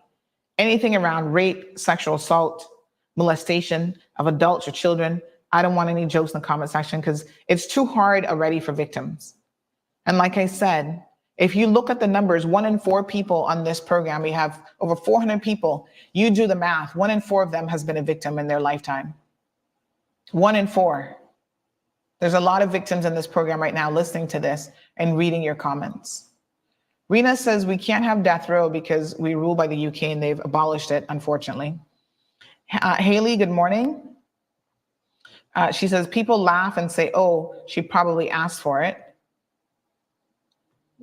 And again, this is some of the ignorant behavior that we're having to constantly fight against. I don't know. Alejandro says 60% are under good behavior. Bink says exactly. Siobhan says, can we talk about what you said happened last night? Well, we can talk about it. There's not much to say at this point, Siobhan, other than a man has allegedly taken his own life. What else do you want to know? I mean, people are stressed out by a lot of things in life.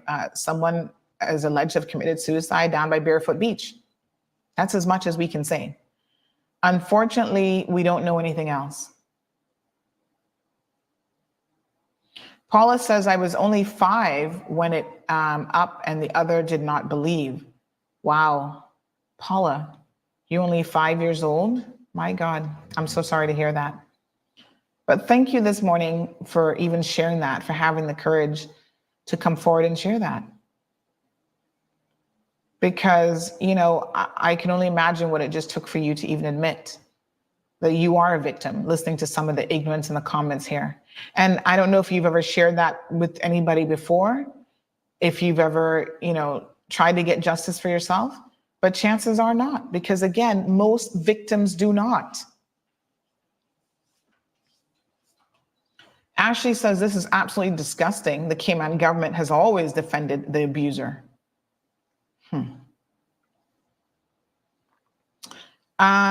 Tina says, has anyone noticed actor Kevin Spacey is on trial in the UK for 12 counts of sexual assault? Think that they're all men. Oh, I knew that there was an allegation against him, but to be honest, I hadn't even really been following that. Wow, 12 counts. You know, in the Caribbean, we say you can get away with stuff for a long time, but sometimes a day of reckoning comes. John LaRue says, please limit Alejandro to 6 comments a day. Oh my God. Oh my God, I can't even. Kara says, people just want to know who he was, mind on a business and respect the family. Oh, regarding the suicide. Well, that's such a sad situation. I mean, I don't know what to say, you know. If you're struggling with something, you're doing something, folks, please get help. You know, don't do it, is all I can say. I mean, you leave behind a lot of trauma for people. Johan says, sadly, Cayman is a society full of cover-ups, big financial influencers, payoffs, bribes, corruption, abuse of office by elected and non-elected leaders, and the sliding scales of accountability, subject to who you know plus who you're for. What a mess. Cara says, I would like to line up every rapist and abuser and, yep, I'd be right there supporting you, Cara, trust me. What's in the dark must come to light, says Gabby. Dean says, not that it matters, but is this woman a Caymanian in the McKeeva case? Well, Dean, you said it doesn't matter. So why ask the question if it really doesn't matter? But yes, she is. But how does that matter? Would we be giving her less of a pass if she was a foreign woman, which I know the answer to that is yes. Because then y'all be like, oh yeah, there's just some expat trying to take down McKeeva Bush. Just like in the last abuse case, it was some expat trying to take down McKeeva Bush. Oh, y'all gonna make this white Canadian woman, Asian woman, whatever, go up against McKeeva Bush. He's a Caymanian, you know. This is the ignorance that we fight every single day. So yeah, it doesn't matter. But she is. The other 2 women in the other case that's ongoing right now are also Caymanian women. Does it matter? No. Except this man has no regard for whether they're Caymanians or not. Yeah, he'll do it to his own and he'll do it to foreigners too. Y'all think you get a pass because you're a Caymanian? He's not gonna rape you because you're a Caymanian? He's not gonna grab you by the bubbles and bite you because you're a Caymanian? It don't make no difference to him. Once you're a woman with a vajayjay, here comes this man. Well, let me fix that statement because that's not entirely true. You don't have to be a woman. Never mind.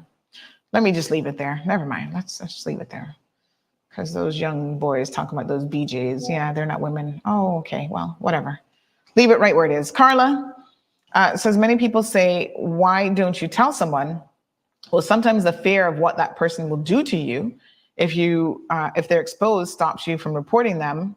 He was a bully. Everyone was afraid of him. Right now, there's another sitting MP that has been accused of rape. And I can tell you that his victim has reached out to me on numerous occasions. She's a civil servant. She's afraid. She will not speak up, right? She's telling me about it, but she won't speak up. Speak up in the sense that she's not going to go because she's still afraid of this person. He's a minister, for God's sake. And I say to her, again, y'all going to be like, what evidence does she have? I say to her, girl, I don't know what to tell you. Go talk to people. Talk to the premier. I know he probably can't do anything about it, but there is something worthwhile in knowing that that person is a rapist and that person is a predator. And the more people in the community know, even if they don't get justice through a court of law, maybe other victims will know to stay away from that person. Haley says people don't know the strength that it takes to come forward, and to have people say these hurtful and uneducated comments doesn't make it any easier. Victims are bashed and told that they make a big deal of it, when then what happens to the next woman and the one after that? Exactly. Rena says laws can't change unless we go independent. The UK ultimately sets what we can put into law, especially after we signed off on the Constitution. Well, maybe not the death penalty, Rena, but one thing that we can do is we can increase the sentences. So let's not pass the buck entirely. Let's not blame the UK entirely. We might not be able to enforce a death penalty, but we can make sure that they never get out of jail again. Not alive anyway, that when they come out, they'll be coming in a box. So we can give them a life sentence. Yeah? So we can give them 30 years for rape and so on. So that is definitely something to think about. Let me switch to the WhatsApp comments. This person says, good morning. Unfortunately, sometimes people with severe depression muster up the will to commit suicide when they are medicated. It's a very sad and paradoxical outcome. And I am aware of that, and I've heard of that happening before. Somebody else says, let's not forget Jeffrey Epstein, Prince Andrew. The church was behind the Webster man, even though the video evidence showed that he was doing what he was doing to that poor child. Oh, yes. Oh, God, that's one that really got under my skin. And then he was blaming everything else. Oh, his blood pressure medication was mixed with, what did he say? Orange juice, or was it orange juice or grapefruit juice? Some foolishness. And the wife mixed it. Not even that he mixed it himself. The wife mixed it, so therefore it was her fault. But guess what? His wife and daughter and children still supported Arrington Webster as he was masturbating in front of a child and begging her to do more. Those are sexual predators that we have around the place. And you had irrefutable evidence. A video, the child recorded it. And what did y'all do? Y'all still tore that child apart. A child. Oh, she's this and she's that and she too fast. My mind, if it was possible for my mind to literally explode during that case and the video that was circulating widely in social media, my mind would have exploded at what y'all were saying about a child. Here's a big 50-something-year-old man, or even older, and y'all are finding some way to blame a child? Huh? When he was begging the child to do more, and it was a child who was saying, no, no, no, I don't want to, I don't want to. Y'all wasn't giving her credit for that. And you don't know how long this child had been groomed for, with presents and new phone and all kind of stuff. That man is a horrible, disgusting POS. And he should still be in jail and never see the daylight ever again. Yeah, but y'all supporting him and questioning the victim, a child victim. It's her fault. Well, why is she taking stuff from him for? I'm like, whoa, whoa, whoa, whoa, whoa. Y'all are, listen, we have to admit where we're ignorant. And on this particular topic, when it comes to victims, we have a lot of ignorance still in this community. Sexual assault, the victimization, the grooming that happens. Y'all give these hard back men a pass and want to blame children for their behavior. Talking about he a youth pastor. All he wanted to do was have access to people's children. Don't let no man come around your child talking about they giving you stuff.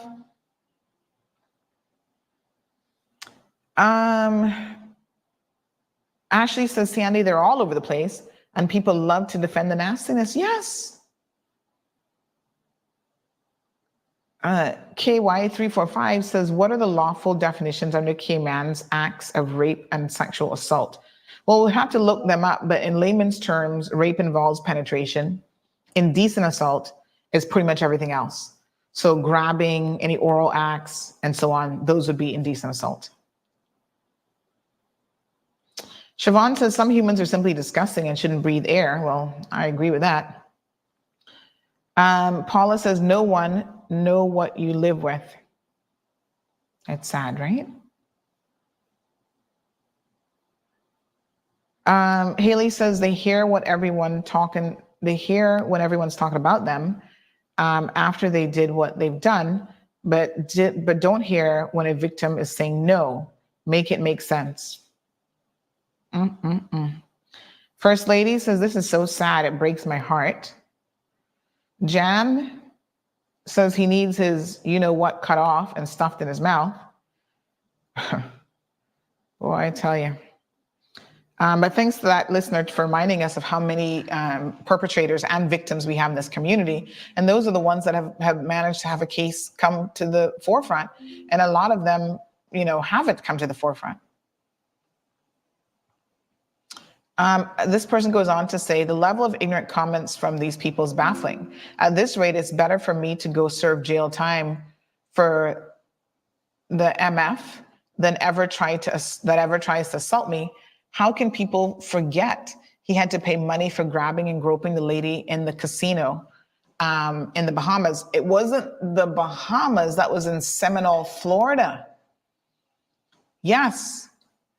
We have a society of very forgetful people. The irony of that casino story, actually, listener, is that I remember that because speaking of our 6th anniversary, CMR was the first one to break that story too back in the day.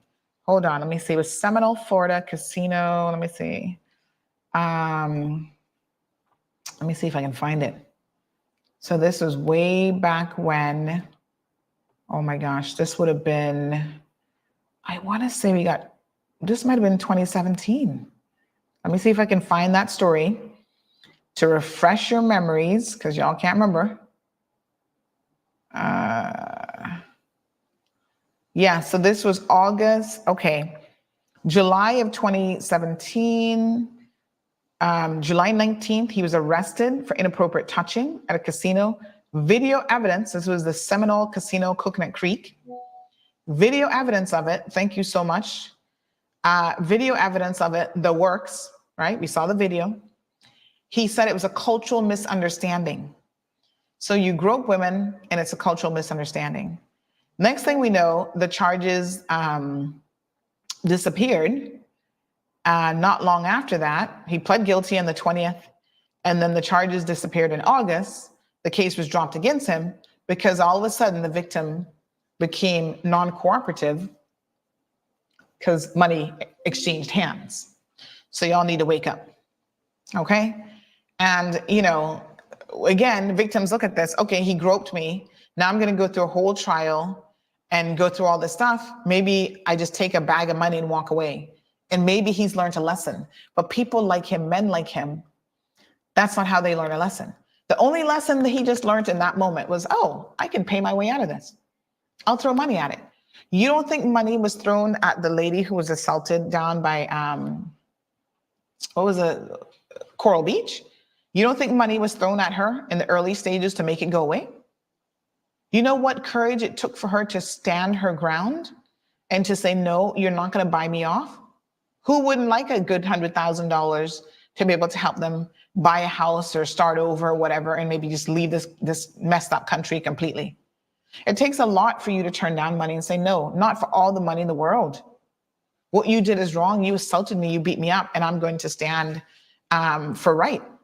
Y'all do have very, very short memories. And I thank the listeners to the program for reminding us. Siobhan says not forgetful, but Charlene says not forgetful, but mostly selective memory. So sad.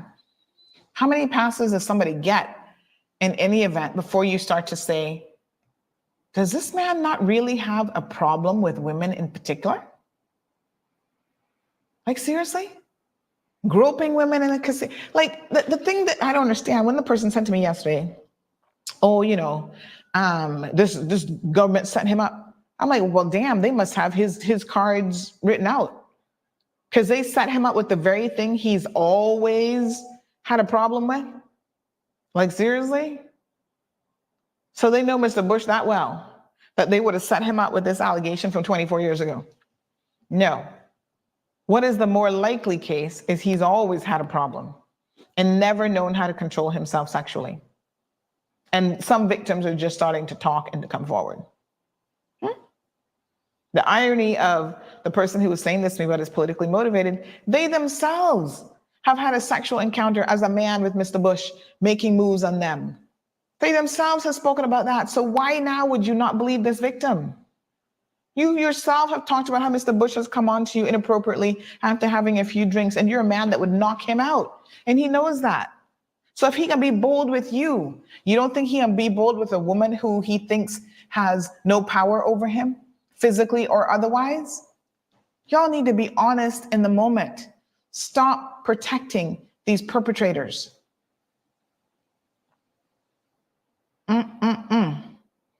Somebody else mentioning some other well-known abusers, the guy who is working with Subway. They need to watch Law and Order SVU. Child, they just need to watch any news any day of the week and read up. There's the Duggar family. This person says, thank God that Jeffrey Barnes is behind bars.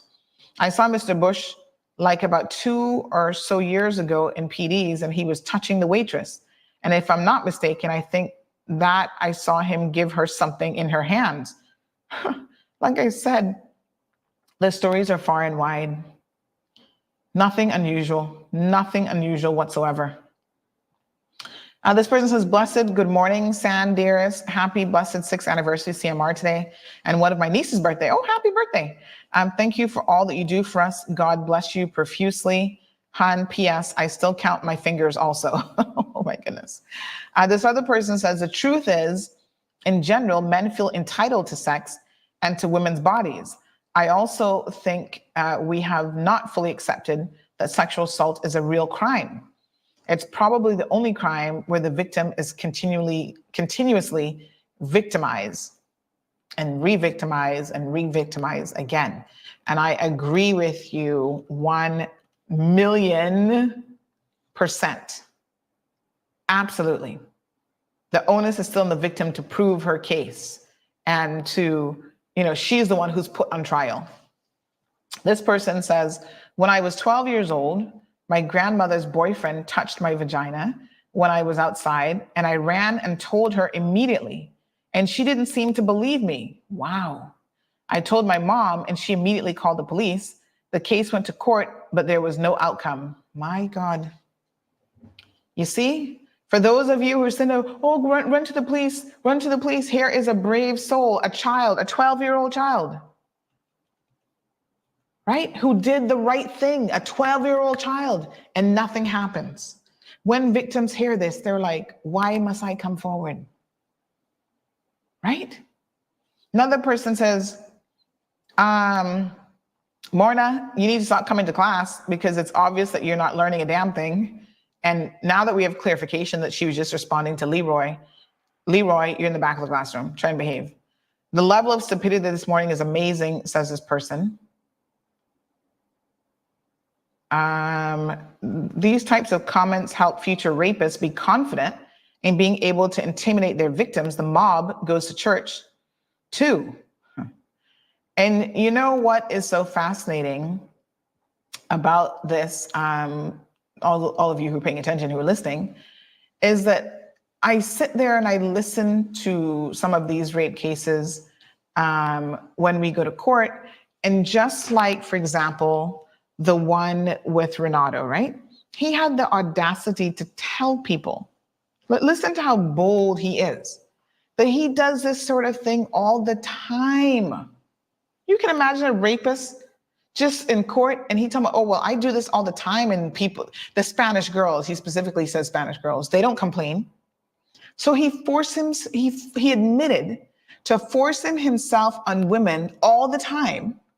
Just to that caller's point, in the Caribbean, we don't even see it as rape. And he's saying Spanish women never complain. They never called the police on me. They never did anything. And the first time I did it with a Black woman, oh, it's rape. That's what he actually told people. Do y'all understand the mentality that it takes for someone like him to say something like that? You understand what we're dealing with here? He is a Caribbean man, a Jamaican, living in the Cayman Islands. Was trying to get residency. Thank God we didn't allow that, right? And he's sitting there talking about he forces himself on women all the time. That's his MO. That's the norm. What's the big deal is what he was saying when he was telling people this. And oh, look, now this Black woman comes around and she gonna talk about it's rape. Oh my God. Someone says even his wife is not exempt. Allegation of him breaking her hand and flying off island to keep it quiet. Well, we've heard the stories. Another victim saying this morning, when I was 18 years old, I moved here, and my little sister, who was about 14 years old at the time, told me that her uncle was assaulting her, and her mother knew about it and did nothing because they didn't want any shame on their family. Wow. I told my dad about it, and until this day, nothing came of it. It's very disgusting how people cover up these things just not to bring shame on their family. I wish I could say, thank you very much for sharing that story. And I wish I could say to you that that's unusual. But from what I know, that is far too common. A lot of abuse and a lot of abusers go unchallenged and unpunished because of we don't want people to know, we don't want to bring shame on the family. It's such a common story. And you know what it does? All it does is allows the perpetrators to continue their reign of terror because they do not voluntarily stop. They never stop. Yeah? And if they're not punished, and that's why they tell victims, oh, if you tell anybody, especially children, if you tell anybody, you're going to pull the family apart. You're going to ruin the family. You're going to look bad. Your family's going to look bad. They find a way to make sure that as a victim, you want to remain silent and that nothing is ever done about it.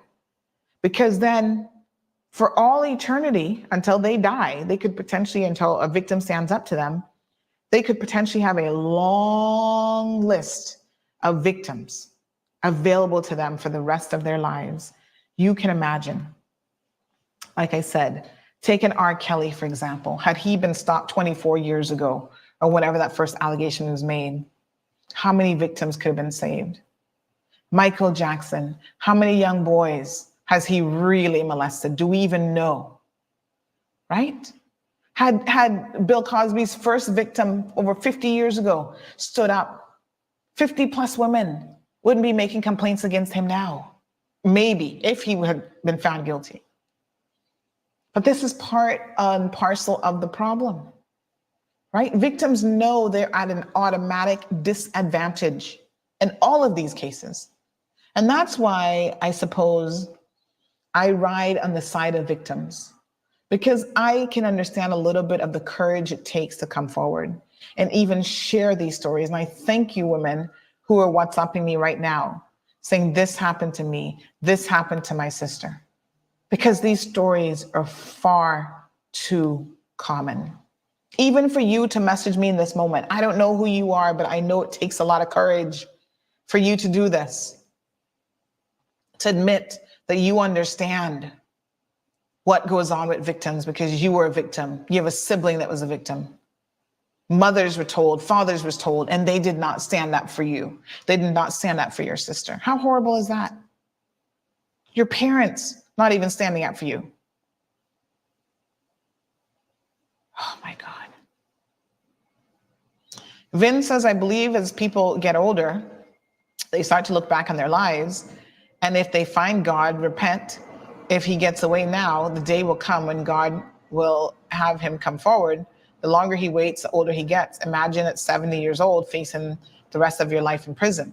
And you know what is interesting, Vin, is that some of these perpetrators have I believe that they don't have any conscience. So I don't know if they ever truly find divine intervention and be honest. Some of them take it to their graves. We've had people in Cayman in their 80s, an 80-something-year-old grandfather was molesting his grandchild. And when he went to court, the court had sympathy on him because of his age. I was shocked. I was like, a court having sympathy on him because he's 84 years old? Can you imagine that his entire life he's probably been doing this? Would you have sympathy on him if he was 25, 35, or 55? I don't care if he's 85, because that means that he's gone an entire lifetime being a predator and gotten away with it. And now you don't want to put him in jail because he's 84? Throw his behind in a jail cell and throw away the key. Even the courts, I've seen it in sentencing, that I'm like, what is this magistrate or what is this judge thinking? Oh, he's 84 years old, so he's an old man. Really? That certainly did not stop him from molesting a young child, his own granddaughter. So why should it stop him from going to jail?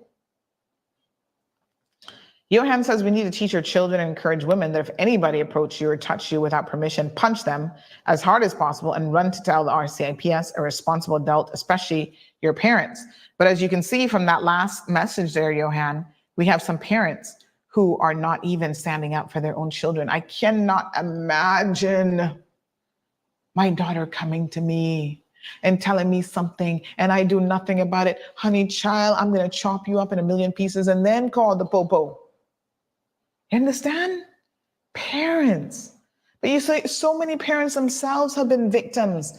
In this culture, they think this is the norm. From one generation to the next to be victimized.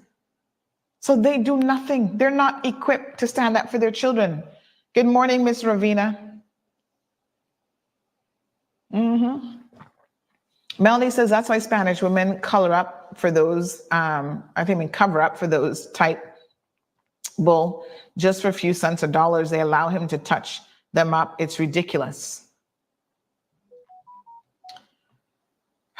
Alejandro's asking for someone to elaborate on that Webster guy that made some hush money deal. I'm still left not understanding how that went. Well, he went to jail. What's his name? Arrington Webster went to jail. Not long enough, that's for sure. But they actually had video evidence of him because the young lady recorded it. And there are people in this community who were lambasting her. Sickos. Good morning. Cece says, I'm just here for the CUC voucher. Lord. Then she says, wait, who molested their grandchild? But that not a first case. That was some people, I think, down in the east, down Georgetown. I'm telling you, all this thing happens all the time. Remember the one in Bordentown? Let me give you all another case. And I do want to talk about caregivers a little bit because, Lord, I've been trying to talk about them from Monday.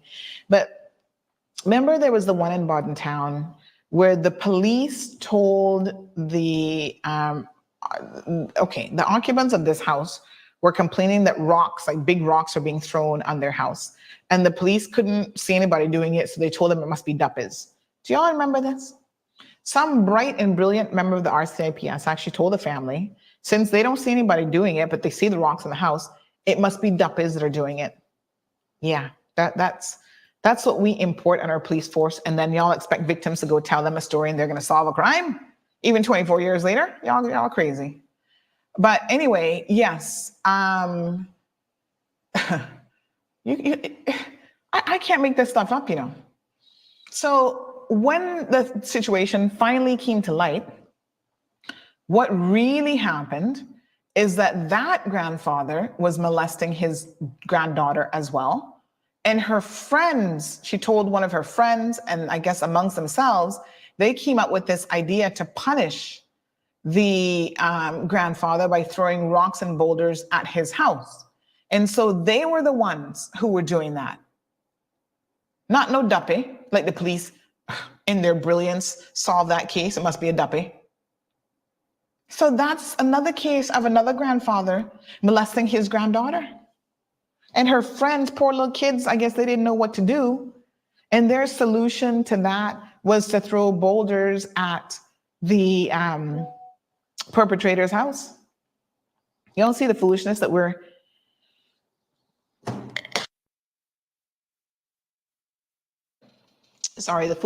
entertaining? Y'all would rather believe in duppies throwing rocks and boulders in somebody's house than a grandfather molesting his own granddaughter. What the hell?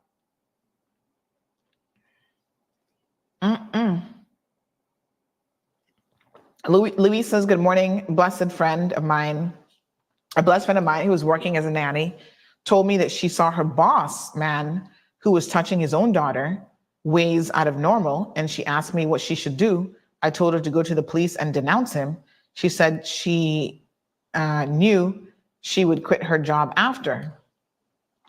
My God, Jesus. What a mess.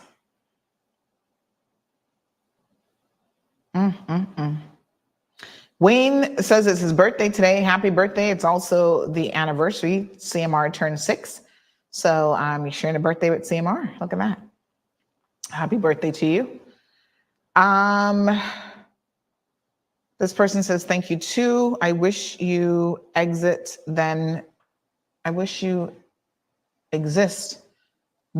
because you are the voice for the voiceless. God bless you.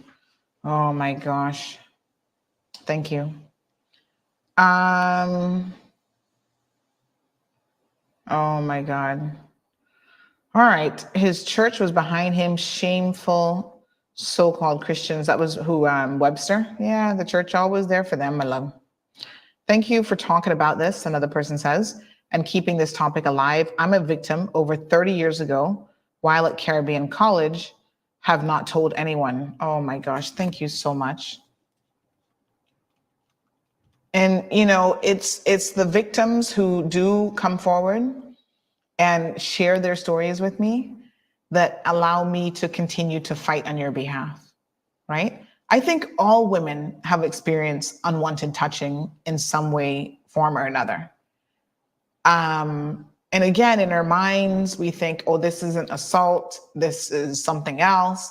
But for those of you who've actually been raped, it's at a different level. I've had friends tell me that they have been victims, friends I've known forever, and I didn't even know, right? Date rape, acquaintance rape, as a child, sitting in the back seat of a car, your mom giving somebody a ride and that person touching your barely developed breasts with your parents literally driving and sitting in the front seat. We have disgusting men in this community who are beyond bold. And we as mothers, aunts, uncles, fathers, we have to be bolder than the perpetrators. And we have to stand with victims. Don't find reasons to stand against victims, right? The same way y'all can question this victim in this McKeeva case, like I said, we don't have all the facts, but why at this early stage are you guys demonizing her and questioning her story? Why aren't you demonizing this man who has a long history of inappropriate behavior towards women? Why would you give him the benefit of the doubt and not give her the benefit of the doubt? That's my question. And it's a serious question, right? Just thinking even logically, how has he earned your trust? By assaulting other women, by touching other women, by having a reputation that's lower than the dogs out in the street? So why y'all calling me talking foolishness about you don't know if you believe her? Why she waited 24 years for? Why would you believe him is the question I have for you. What has he done that would make you believe his story? Come on now. Step up and answer the question and be accountable. This is why I go hard for victims, because unfortunately not enough of you all are going hard for them. I shouldn't be like a crazy person here all the time talking up and speaking up on behalf of victims. Everybody should be on a singular chorus line on this topic. There should be no mercy given to perpetrators. We should not be making victims feel like they are the ones who have to go above and beyond to even prove their case. When 97+% of allegations are true, the false narratives where somebody might be trying to, grab money or whatever, are so few and far between that logically you don't even have a reason to not believe a victim if you were just looking at statistically speaking. 1 in 4. 1 in 4, 1 in 4. Keep that statistic in your mind. 1 in 4 children are going to become victims. So if you have a household and you got 5 children, rest assured that one of your children is going to become a victim in their life. As a child, I know parents who were molested children who were victims. And when a child comes forward, and we talk about this in this community, they're still trying to defend perpetrators. And I want to box them down. I'm like, what is wrong with you? You yourself have been a victim. How can you take the side of a perpetrator? How can you overly question a victim when you have no reason to do so? This, folks, is the real takeaway here. We've got to change the narrative and the thinking in this country on this topic. I'm imploring all of you and begging all of you to start educating yourselves. Speak up. Talk to victims. Talk to people around you, because if it's 1 in 4, you got a lot of friends that have been victimized. Have these conversations. The next time you go out to dinner, bring it up. How many of you have been victimized? Is this something that we can talk about as a group? Let's have support groups for victims. 30 years later, they're messaging me saying they've never told anybody. And y'all talking about, well, 24 years, a long time. Really? Really? Victims live with this their entire lives. They carry the shame, the burden of it.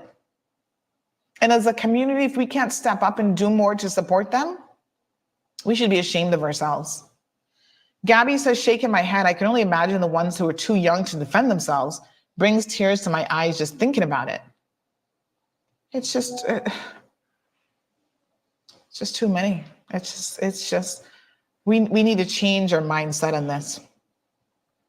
Chloe says, I have 2 daughters and I know the perpetrators in my family because they tried it with me and my family did nothing. Wow. I prayed they don't even come near my kids. I'll drop or burn and not give a, you know what? Wow, Chloe, isn't that crazy? And trust me when I tell you, Chloe, as much as we know 1 in 4 victims, we know victims, that means that we all know perpetrators too. We all know perpetrators. Yeah. Whether it's the father that believed that he has to get the first dibs at his girl children. A lot of men believe that foolishness. It's the uncle that wanted to take you out on a boat on fishing trips. These are real life stories that I've heard, folks. Right? Always want to take you out on a fishing trip. And your parents allowed you to go out with a full-grown man on a fishing trip as a little girl. And all he wanted to do was molest you on these fishing trips and have access to you. Now he's all over social media, big and bold. Big and bold, talking about how he's married and him and the wife are so happy. I'm like, I wonder if this wife knows he's a child molester. Yes. Let's not get started about Cayman Brac and the sister islands, because they're not even having the conversation, none at all. Yeah? Children, boys and girls being molested by members of the community, highfalutin people, well-respected people, some of them even running churches on Cayman Brac, carrying positions, being appointed to boards, want to run for political office, all kind of stuff. And yet everybody in the Brac know that they like little boys. Isn't it shocking? They like little boys, Sandy. Everybody know that. The last time the police tried to get him, they tried to catch him in a phone conversation, tried to set him up using the poor little child. The poor little child didn't really understand how to do it. And so he's still getting away with molesting little boys. Leroy says, Sandy, dig them out, big or small, enough is enough. Yes, I mean, in my mind, enough is enough. Cece says, my kids don't leave my sight, not male nor female. I don't trust anybody with my kids. Well, unfortunately, we live in a world where at some point you got to go to work. And these perpetrators lurking in churches, they're lurking in your yards, in your homes. Johan says persons that abuse children or young people aren't men, they're sick pieces of POS, and they give all men a bad name. Real men are not interested in children. Well, you know what? Thank you, Johan. And real men are not interested in raping adult women either. Real men don't take anything by force. So yes, it's particularly egregious when it's children, but even adults who are subjected to rape, a real man does not rape a woman. So, this conversation goes beyond that. The victim goes on to say, this triggering so much other events of persons touching me when I was younger that I hadn't remembered. The stats for this small community is probably more. I wouldn't doubt it. I mean, 1 in 4 is based on the US statistics, but yeah, I wouldn't doubt it. I wouldn't doubt in Cayman, it could be 1 in 3.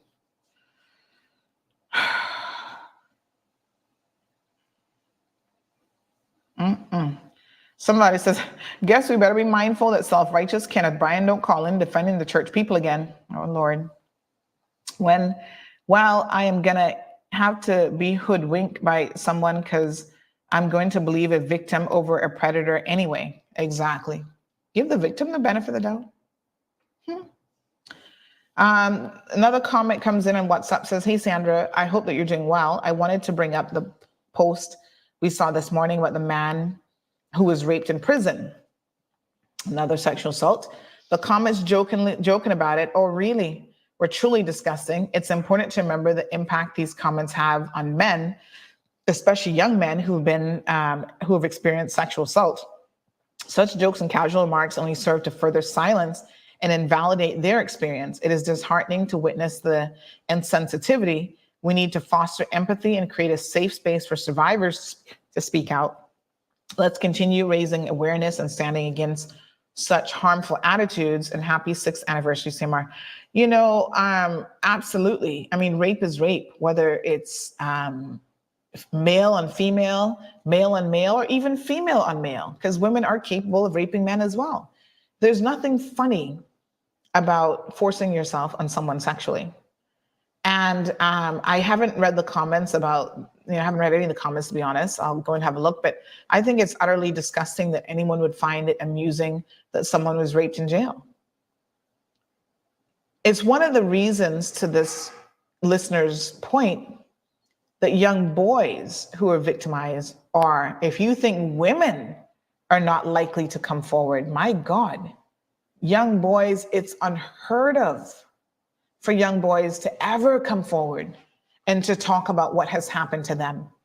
Because the first thing we do in the community is try to connect that young boy to homosexuality. Well, another man touched you, doesn't that mean you gay? And, we try to castigate people. Now, I know that there seems to be a little bit of a correlation between some of the homosexual young boys who've had experiences having been molested as children. I don't know if there's a cause and effect there or what the correlation is, but I think it's a higher chance that they have been damaged in a really, really severe way by that experience. But that is also true of young girls. But to tell someone in a community where homosexuals have such a difficult time just living their lives, right? And they are, just so much prejudice against them. For young boys to come forward and say, I'm a victim. Oh my God, so far and few in between. Over the years, I can probably count on one hand the men that have come forward and told me. And most of them, I was talking about this MP who's connected to this alleged child molester from Georgetown. Most of the cases I know on the male side are from that family and that individual from Georgetown.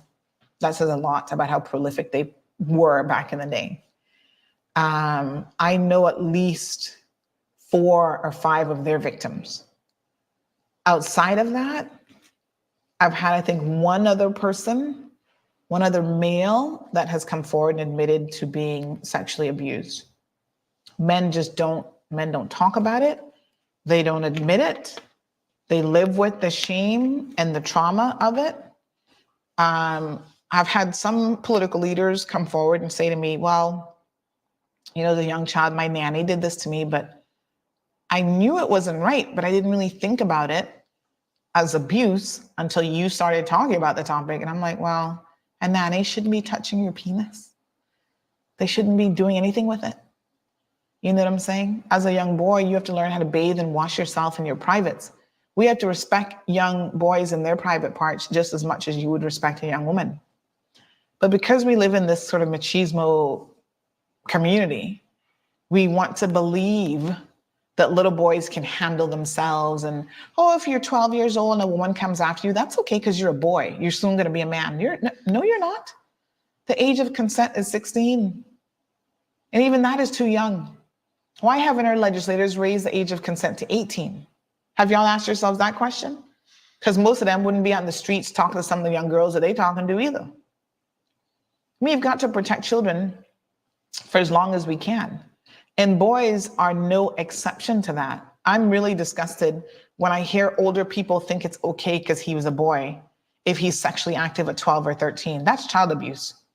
No woman should be looking at a 12-year-old young man, not even a young man, let's call him what he is, a child, and find him sexually attractive in any way, shape, or form.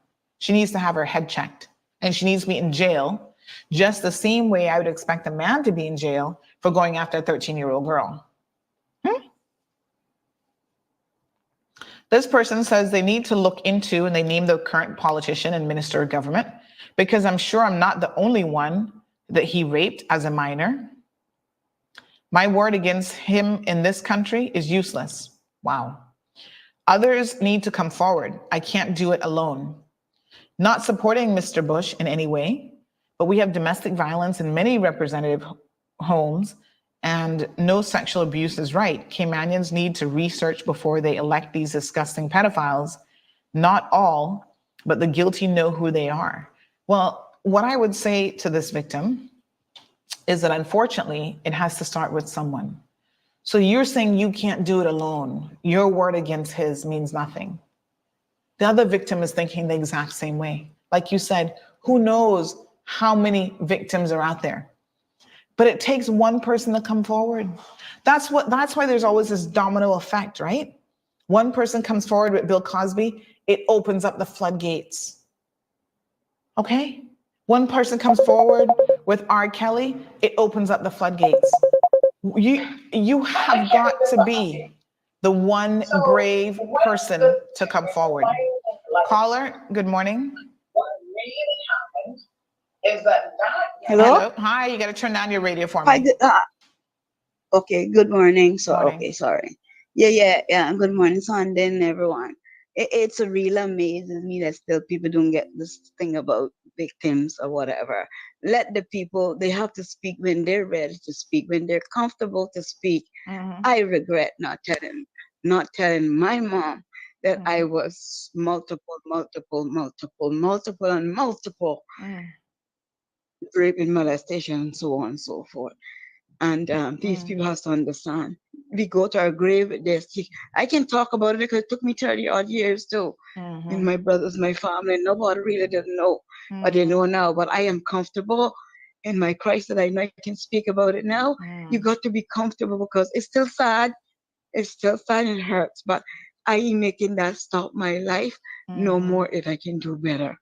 That's me. But they have these people are something else. You cannot let everybody do things on their own time. Become a Christian. Become they're the victims. Let them speak. But we should have. One thing I regret about our country and our island is we should have get therapy long time ago. But black people, I guess they say you're crazy. Well, I to the point we all crazy at one point in time. But therapy should have been one of our main goals for our people way back in the day. In the West, people are all our mental issues. So we leave all of those people behind. Now they're children, they're having children having children. Yes. And it's coming back home to Rose. But anyway, about the victimized thing. Leave and have to leave people alone. Because I don't want to hurt the person. Yes. That get victim down, victim, say the word, you know, I got victimized, sickness yes. today. Yeah. Yes, ma'am. So they got to understand, leave the people until they're ready to speak. Thank God I can do mine. So I feel so good because it holds you back that I can speak about it and don't tell me when to speak and not to speak because I can speak it. As I said, my mother, I could write 6 books about her 3-4 generations of this badness going on. And I'm not making, I intend to break it right now. We go leave this note with you. I'm on a mission from Jah, and that's one of my mission. Abuse, victimization of people that always like to hurt others. And there's a lot of it going on, and I don't gotta see it and not gotta say it without doing something about it or saying something about it. Thank you very much, and God bless you all. And people learn to love one another, understand one another, because that's what it takes. The love and unity. Anyway, I go on. Thank you. I Thank you all appreciate very that much. so And thank you, much. Sunday, and happy anniversary, sweetheart. Yes, thank you so much. I appreciate that. Thanks for all you do. Bye-bye. Trust me when I tell you, folks, that it took a lot. It takes a lot for any victim, whether they're calling in and saying it in their own voice, as that caller just did, or they are sending me messages and saying, hey, Sandy, I'm a victim too. It takes a lot. 30 years later, this victim is saying she wished that she had the courage to speak up, but she didn't. Ashley says, I remember when I was in school, my teacher touched me on my developing breast. I felt so uncomfortable. I told my mom and dad, and then they went to the school, and school did nothing. I was only 12 years old.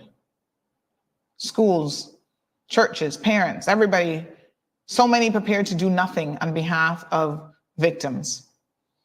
Lisa says, where's the so-called member now with his church people to stand up for this? Perhaps this hits too close to home for him. Yasmin says, Sandy, thank God for you. I know many children will be protected from your show. I mean, I can only hope that through forcing this dialogue, because trust me, it is an uncomfortable conversation, but if we open the floodgates and we give victims an avenue to start talking, right? Healing will come. Some perpetrators will now be shaken in their boots, but maybe somebody will call and out them. This is exactly what needs to be done. Victims have to have a safe place where they're not afraid, right? The perpetrators have lived fearlessly their entire lives. It's time for them to shake in their boots a little bit.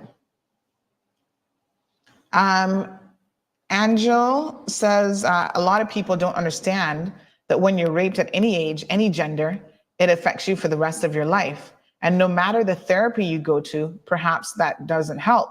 A young age makes it harder to trust anyone, even go on with life. And we don't understand why then some people turn to drug abuse. Some young girls turn to promiscuity and other things because that's how they're trying to deal with the situation. Angel goes on to say, I don't see how some people can look at a child, whether a girl or a boy, and get turned on by them. It's really sick and disgusting. Sunita says, we, the women, are the ones that vote in these men that don't give a S. Well, we're certainly part of the voting bloc, that's for sure. But a lot of women are being, told who to vote for and controlled by the other men in their lives. Paula says, it is so true. Johan says, strong caller plus person. Thank you again so much for that caller. Really just amazing to hear somebody say, listen, yes, I waited 30 years. That doesn't mean it didn't happen. Angel says, Alejandro, man, these people are sick as ever. You imagine a child being raped, how that will affect them for the rest of their lives. That's why we need to stop trusting everyone around our kids. Sometimes they want to silence them, threaten them, etc. We must teach them from an early age, nobody can touch you in any part of your body that they shouldn't. Tell me, even if they put their hands on your lips, tell me. Absolutely, we need to definitely. And the sad part is, unfortunately, a lot of times it's people right in your homes that you think you can trust, right? People around you that have gained the trust of you and your family. Sometimes it's even family members. Yeah. Paula says, yes. Gabby says a lot of people still have the mindset that this is Cayman, that stuff doesn't happen here. You'll be surprised what goes on in this little rock. Well, I think after today, we shouldn't be surprised because I think it's very, very prolific on this island. Johan says, as a community, we know all the perpetrators. Well, we don't know them all. Trust me, there's a lot that have been hiding in plain sight. And about this alleged evil, wicked deeds.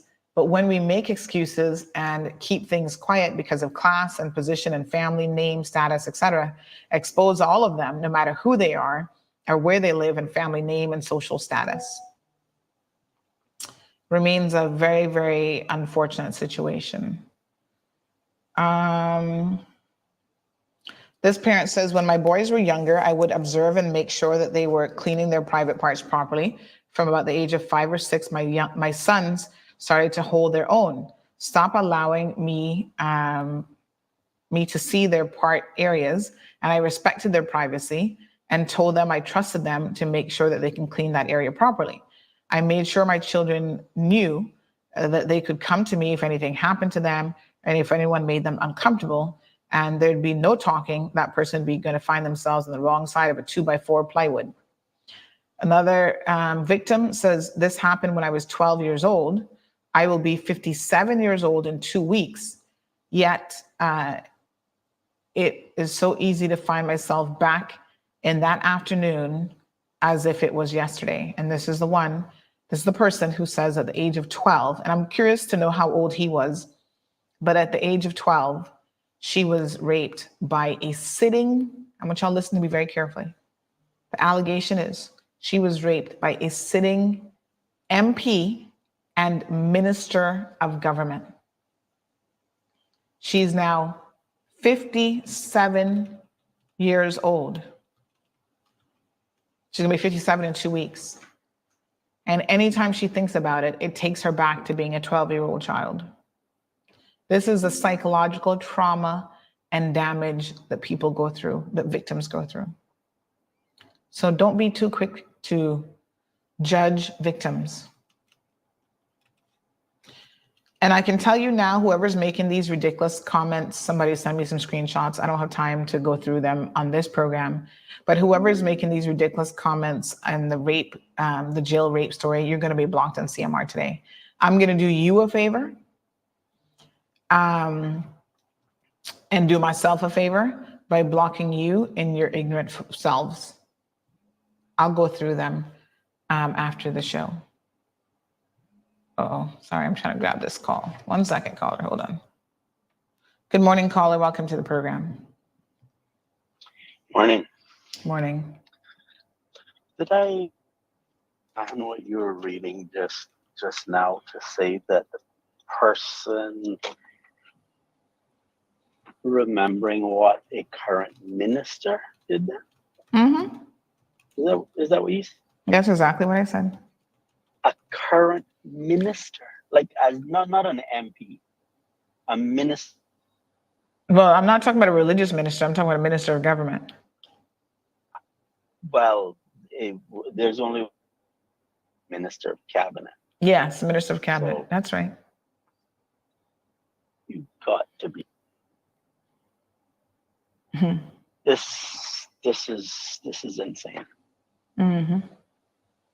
Wow. Yeah. I wish it was some kind of joke, but it isn't.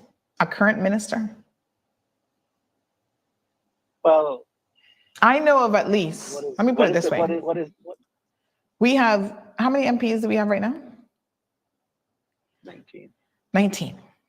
I know with a good degree of certainty that at least 4 of those that are in there right now have been accused of sexual abuse, assault, and or rape.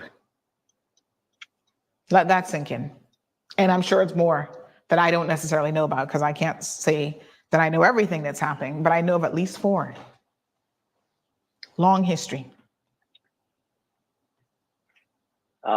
So you have someone who is saying that a sitting minister of cabinet, Mm-hmm. and then what was it? I can't remember. My mind is a bit frazzled right now. Said a sitting minister of cabinet raped them when they were 12 years old. Are they going to come forward? Well, this is what they said. I'm gonna read it again because I think it's important to understand how victims feel. So the person said they need to look into so-and-so because I'm sure I'm not the only one that he raped as a minor. My word against his in this country is useless. Others need to come forward. I can't do it alone. Not surprisingly, and then they go on. So they're saying that they believe and they're sure they're not the only ones, but they're not willing to be the first one to come forward because they are so afraid. Wow. Mm-hmm. Yep. And after you've heard some of the comments this morning, you should reach out to the commissioner of police. I mean, I can reach out all I want, but I can't force the victim. I know. You know, and the victim has to be ready, right? And the victim is a civil servant. There's a lot of reasons why in her mind, she's afraid. And so again, this is why I'm so sympathetic towards victims, because I can't understand her fear, because to us, the fear is like, what's he going to do to you? He can't kill you. He can't do anything to you. That's what we think. But when you were a 12-year-old victim, like she says, every time she thinks about it, she goes back to being a 12-year-old child. And the fear that a 12-year-old child has of someone, you know that that's different than as an adult even. You know, we can kind of, Right. you know, work with the fear a little bit better as adults. So I've encouraged her to come forward, tell your story. I've even said, okay, even if you don't go to the police, go speak to the premier, let him know. I've mentioned it to the premier. I said, there's an allegation against this particular minister. And he said, what? And I said, yeah. Would you be willing to hear what this victim has to say? And he has said yes, but the victim is not ready. I've said, you know, the premier will talk to you. Go and speak with him. What did the premier say that he would do? Sorry, say that again. What assurances did the premier of what he would do to protect the victim from what the victim perceives the threat to be? Well, I mean, obviously he's going to, you know, keep the information confidential until and if the victim says otherwise. So, you know, I mean, I don't. Let me put it this way. We're so quick in this country to dismiss this type of thing. And this is why a lot of people might feel a way about the comments that I have made against former Deputy Premier Chris Saunders and what he was doing to women. But I see this as the same kind of thing. It's not a rape yet, but what do? Wait 25 years till he becomes a McKeeva Bush and then rape somebody and then go, oh, gee, what could we have done? That's why I speak out so passionately about it, even with his behavior. Civil servants were put on leave. They had to be put on leave, female civil servants, to get them away from Mr. Saunders' behavior. And there are people in this community who want to talk BS to me, talking about they can still support this man politically. Y'all have got to be kidding me. This is where you've crossed the line. This is just too much. And we have got to stop placating these types of situations.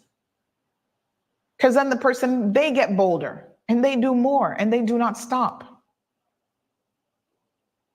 You understand what I'm saying? A deputy premier in this country has been accused of sexual harassment against women that work with him, civil servants.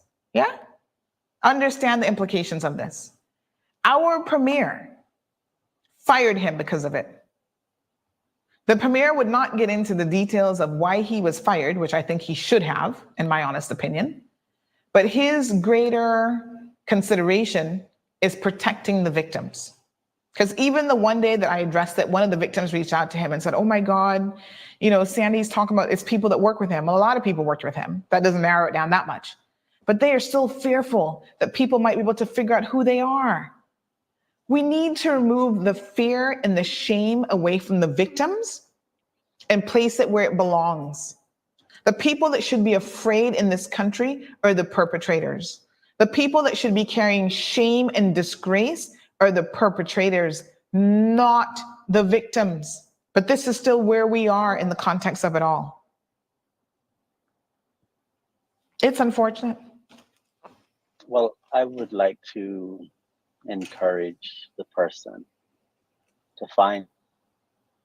to do the right thing and step forward in whatever way is possible to this matter questioned and investigated. Because the truth, see, like how sometimes when you talk about, you know, standing up for good and well, but at the end of the day, to some people, it's just Sandy. It's just standing. Mm-hmm. Really you need a broad-based support in society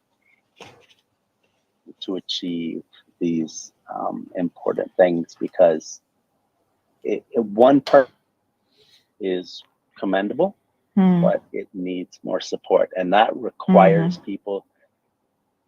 Conversation is good because it helps bring understanding about an issue, but then you have to go than that. You need to face the fears of addressing issues and reach to do the things that are necessary to make our society a better Words are good, but they're not enough. You need action, and action requires courage. Well, someone says that there has to be I'm a not- support group for survivors. That would be probably a good place to start. I can't really say that I fully understand what the person is experiencing. Yeah. Because of how I'm made up. Mm-hmm. But that's, in order to address it, the person needs to find the courage somewhere to actually do something.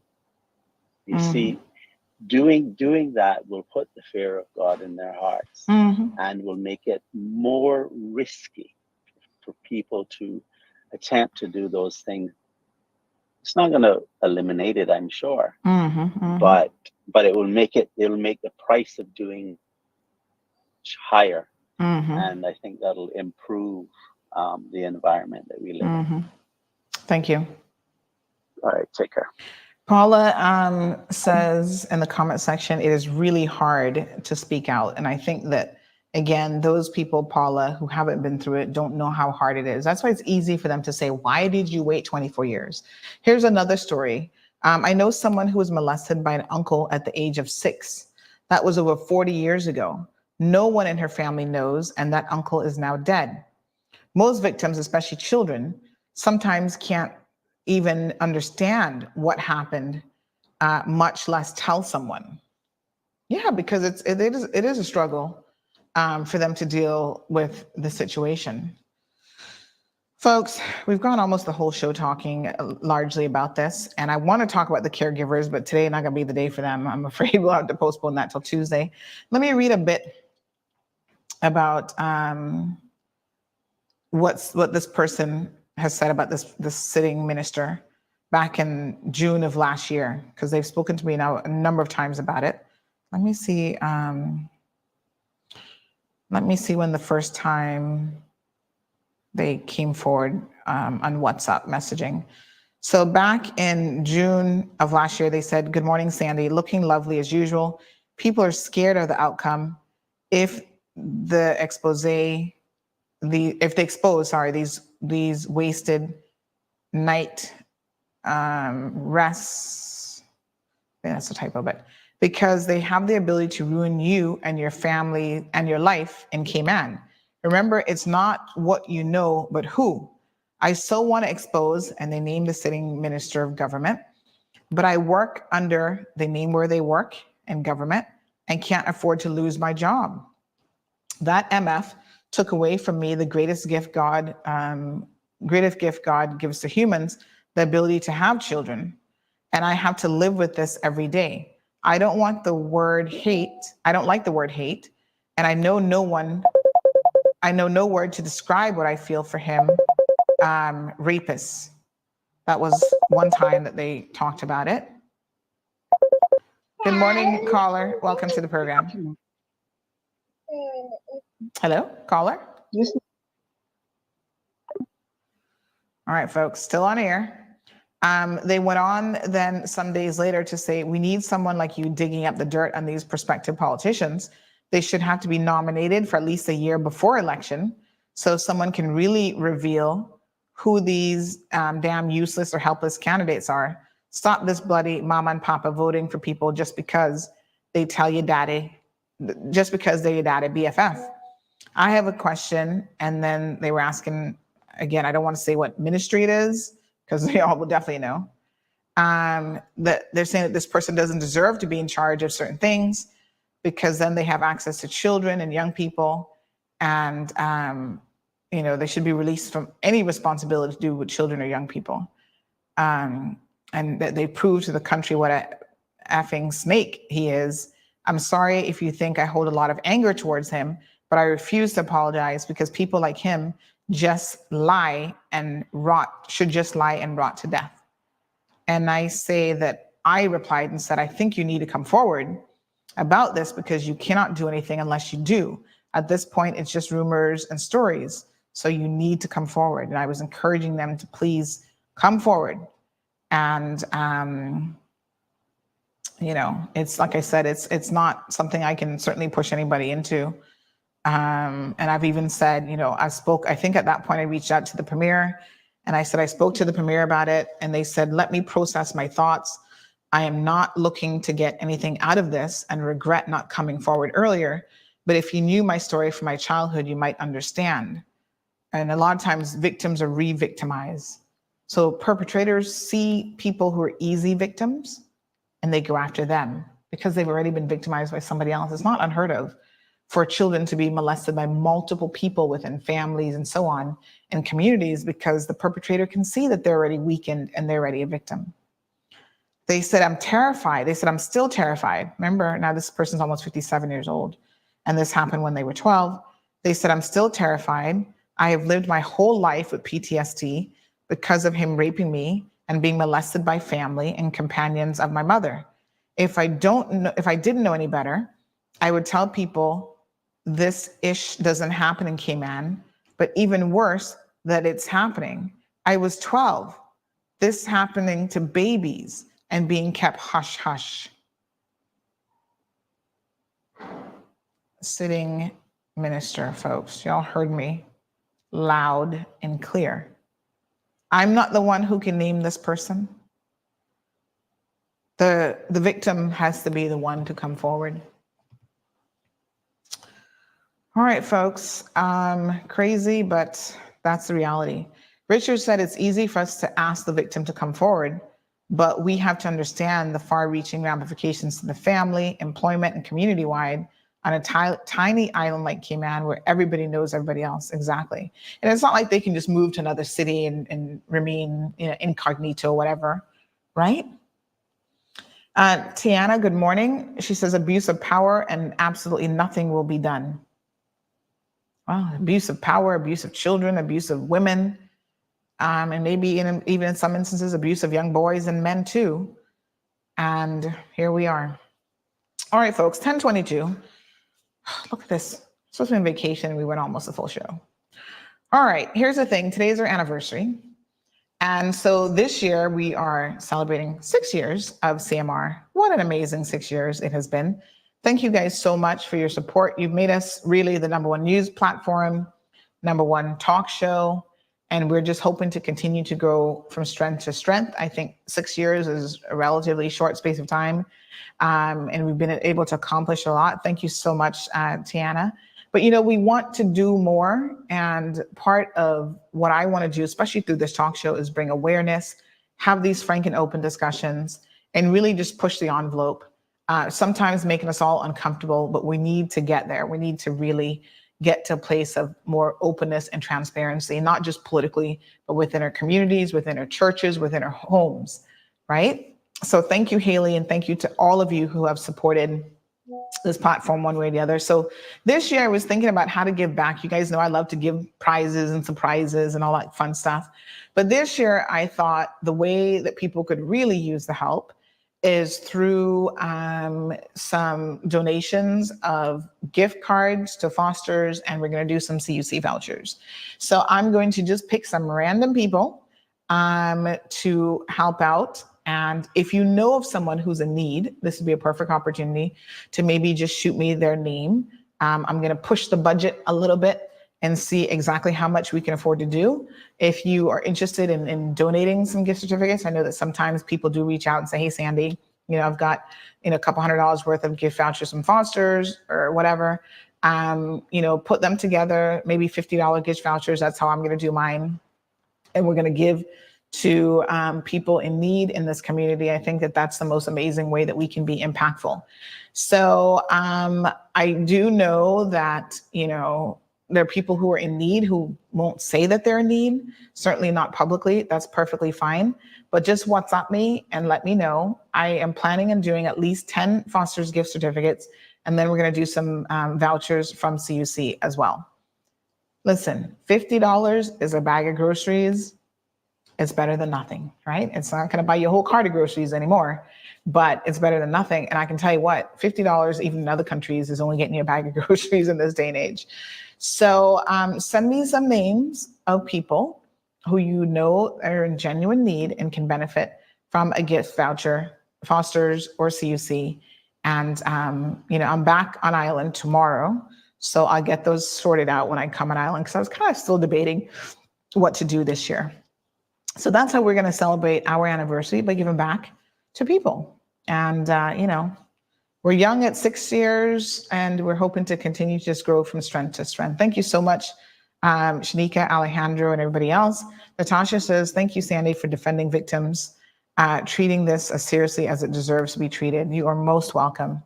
I'm just really thankful that I have the platform to be able to do it. And you guys know me, honey chill. I got a birthday coming up. Yes, I'm a Leo through and through, and I take no prisoners.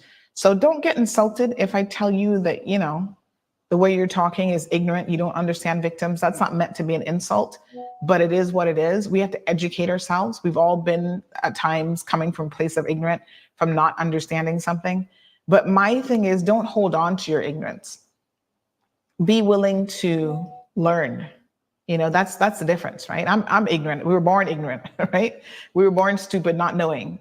And we learn things that are not accurate, not correct. But the thing is, don't hold on to your ignorance. Be willing to say, okay, maybe I don't understand this. Maybe I need to sit down and talk to a rape victim and try to understand, why did you wait 24 years? Why 30 years later can you not talk about it, right? Open up your minds and your hearts to being more available to understanding the plight of other people, because it's not easy. It's not easy being a victim of anything. It's not easy being a victim of crime, of murder, of rape, of sexual assault. So we have to be willing to try to put ourselves in other people's shoes, understand their perspective.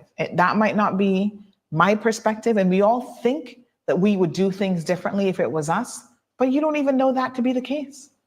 There've been situations that I myself have been in, like, yeah, if this happened to me, I can do this. And I know when you're in it, you're like speechless. You don't even know, you're just caught off guard. You don't know what to do. You don't know what to say.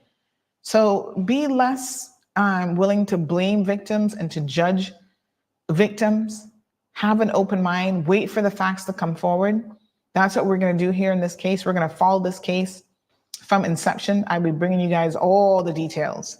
And then we'll see where it goes. We'll see what happens. This victim may or may not get justice. We don't know. Charlene, thank you so much. She says, such a kind-hearted, extremely community-minded Caymanian lady, our host Sandra. So grateful for you in multiple ways. I really appreciate that. Thank you, Tiffany. Wishing us happy anniversary. Thanks to Lulu. Ashley says, I don't have WhatsApp, but can I message you on Facebook? Yes, please do so. Chloe, thank you very, very much. Andrea says, I was one of 100 to first follow CMR. Hey, for that, you deserve something, child. Message me. You were one of the first 100 people. Y'all remember, does anybody remember when they first followed CMR? Oh my goodness. You probably thought, this is crazy, but I'm here for it. I'm here for the ride. Morna says all she wants is that mug. Don't worry. I do have some, Miss Morna, you at the top of my list, honey, chill. When I get back, I should have some more. I did like a short order, and Miss Morna, I will get to you. Natasha says I'd be willing to come on the show and speak as a victim and share what the experience is like and some of the ways it can affect you. Oh my God. That's so amazing. Thank you so much. Oh my God, you're going to make me cry this morning, Natasha. Thank you. That's like the best anniversary present ever, for victims to come forward and talk in their own words. Yes, please. What's up me? Because the more we have this dialogue, the better. Mr. Ravina, thank you. Chloe says, I want a t-shirt that says not today, Bobo. Yes, we need to get t-shirts done, and we need to get some that say honey child too. Ooh, honey child. Thank you, Miss Ravina. Jackie says top-notch show today. The problem of abuse needs to be stamped out. Thank you, Miss Jackie. Alejandro is here for it. It could just be an apology letter too, in terms of the evidence. Who knows? Thank you, Paula. Thank you all very, very much. Thank you, Jim, for all the well wishes. Folks, enjoy the weekend. Don't forget, we have a holiday weekend that's here. So we've got Monday's a holiday. This weekend, today and tomorrow, is actually this morning at 9 o'clock, they had a flag ceremony because there's an official funeral that's coming up on the 1st of the late Captain Eldon Kokernal. He was a MP. The first is Monday. The first is Saturday. So his funeral's this weekend. So today and tomorrow, he will actually lay in state in the Parliament building. So you can go and sign the condolence book and show your respects. We'll pop by tomorrow when I'm back on island to check that out. But today they had like a special flag ceremony for him, and then he'll have an official state funeral on Saturday as well. So I ironically had the opportunity recently to run into his daughter, Debbie, and such a lovely lady. She was on a flight with me recently going to Miami, and I told her father has obviously contributed in such an amazing way to this country, and thank you for sharing that with him. And so sharing him with us, I should say. So thank you to his family, and our condolences again to the loss of their father. So thank you, Natasha. She says we need a victim advocacy support group. Let's talk about it. Let's see what we can do to move that needle forward in a positive direction. Yeah? Okay, one more comment. What's up? Let's see. This person says, San, I was just thinking about, I know this day of your anniversary for victims to come forward is such a good special day in this way as well. Amen. Thank you so much, San. God bless you always. Thank you very, very much. Another person says, hey, Sandy. Yes. Okay. Somebody says, lion season is coming. Oh, yes, honey, chill. It's going to be here. So thank you all so much for the congratulations. Yes. Okay. All right. Beautiful. All right, beautiful people. I'm out. You guys have a safe and wonderful holiday weekend. Please, no drinking and driving. Drink and stay home. That's what you do, okay? If you feel like you have to drink, just drink and stay home. All right, folks, we'll catch you on Tuesday morning at 7:30. Until then, please be safe. Thank you for tuning in to another episode of The Cold Hard Truth on Bobo 89.1 FM. Cayman's #1 talk show is live weekdays from 7:30 a.m. Never miss an episode again. Watch anytime on CMR's Facebook and YouTube channels for the latest show episodes. Don't forget to follow us online on our social media channels. And visit CaymanMarlRoad.com for all the latest news and community happenings.